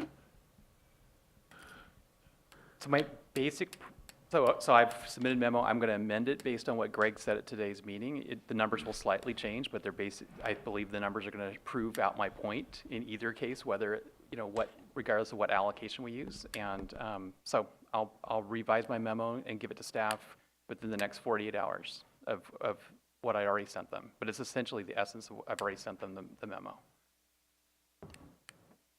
And we can include the memo on next month's agenda. The question would be at next month whether or not the board wants to reopen discussion on the asset allocation and or the use of passive indexes. Those then would have to be researched and brought forward at a future meeting for discussion. But next month's meeting would just be a review of your memo and the question about what the board wants to do, right? Yeah. Specifically on asset allocation, Doris, you did kind of mention that this is a memo about changing the pie chart of our broad asset allocation. Right. That's what this is. It covers both topics. It's a memo about changing the strategic asset allocation. and moving to a more passive structure. So I do see that, Trustee Jurdy's point, that it is both issues. And they are two separate issues that the board could provide direction on. That's the way I read it. I don't know about anybody else who wants to speak up. Just an awful quiet group today. If there are two issues, it can be talked about separately, or if there's one you want to talk about and not the other. I think they need to be both discussed, and in the perfect world, and we don't live in the perfect world, but in the perfect world, we would have a joint meeting with the Board of Supervisors by the end of the year, after our staff and this board have had a chance to discuss these options, so that the board can give some feedback to this board, because this board is in a vacuum making decisions about what is the risk tolerance of the plan. In a vacuum? In a vacuum of the Board of Supervisors, in a vacuum of the people who underwrite this plan. And Well, we do have public meetings that they are welcome to listen to or attend. And the feedback might be that given the fact that this plan needs so little money at this point in cash outflows, that there is literally no real risk to changing the asset allocation because of the cash flows into the plan at this point. Right, but we don't need to debate that now. What is, I've heard, the plan to bring an item next month to clarify your position to the board with a request for direction to place this, to reconsider the asset allocation and passive indexing at a future meeting. Yes. Okay. Okay. I guess if there's no further discussion, that would... Madam Chair, I would regret to inform you that I'll have to excuse myself prior to the closed session due to my other primary responsibilities at work. Okay, And I apologize to the remainder of the board for that. Thank you. Okay, we're going to go into closed session next, and that, I'm not sure, is it conference room A? Yeah, okay.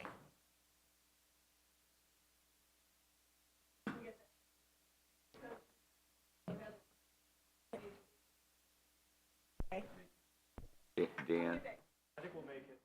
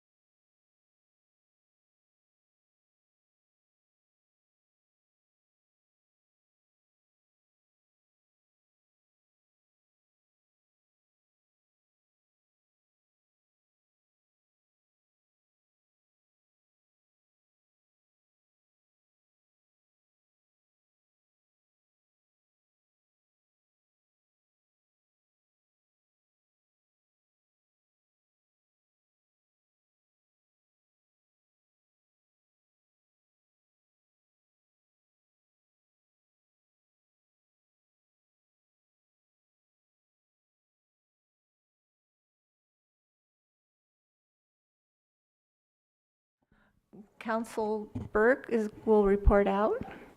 The board voted to grant Maria Magana a service-connected disability retirement, and trustee Jurdy voted no. Okay, thank you. So the meeting is adjourned at 12:16, and the next regularly scheduled Board of Retirement meeting will be held at the Board of Supervisors Chambers on Wednesday, April 17th, 2024 at 8:30 a.m. Thank you.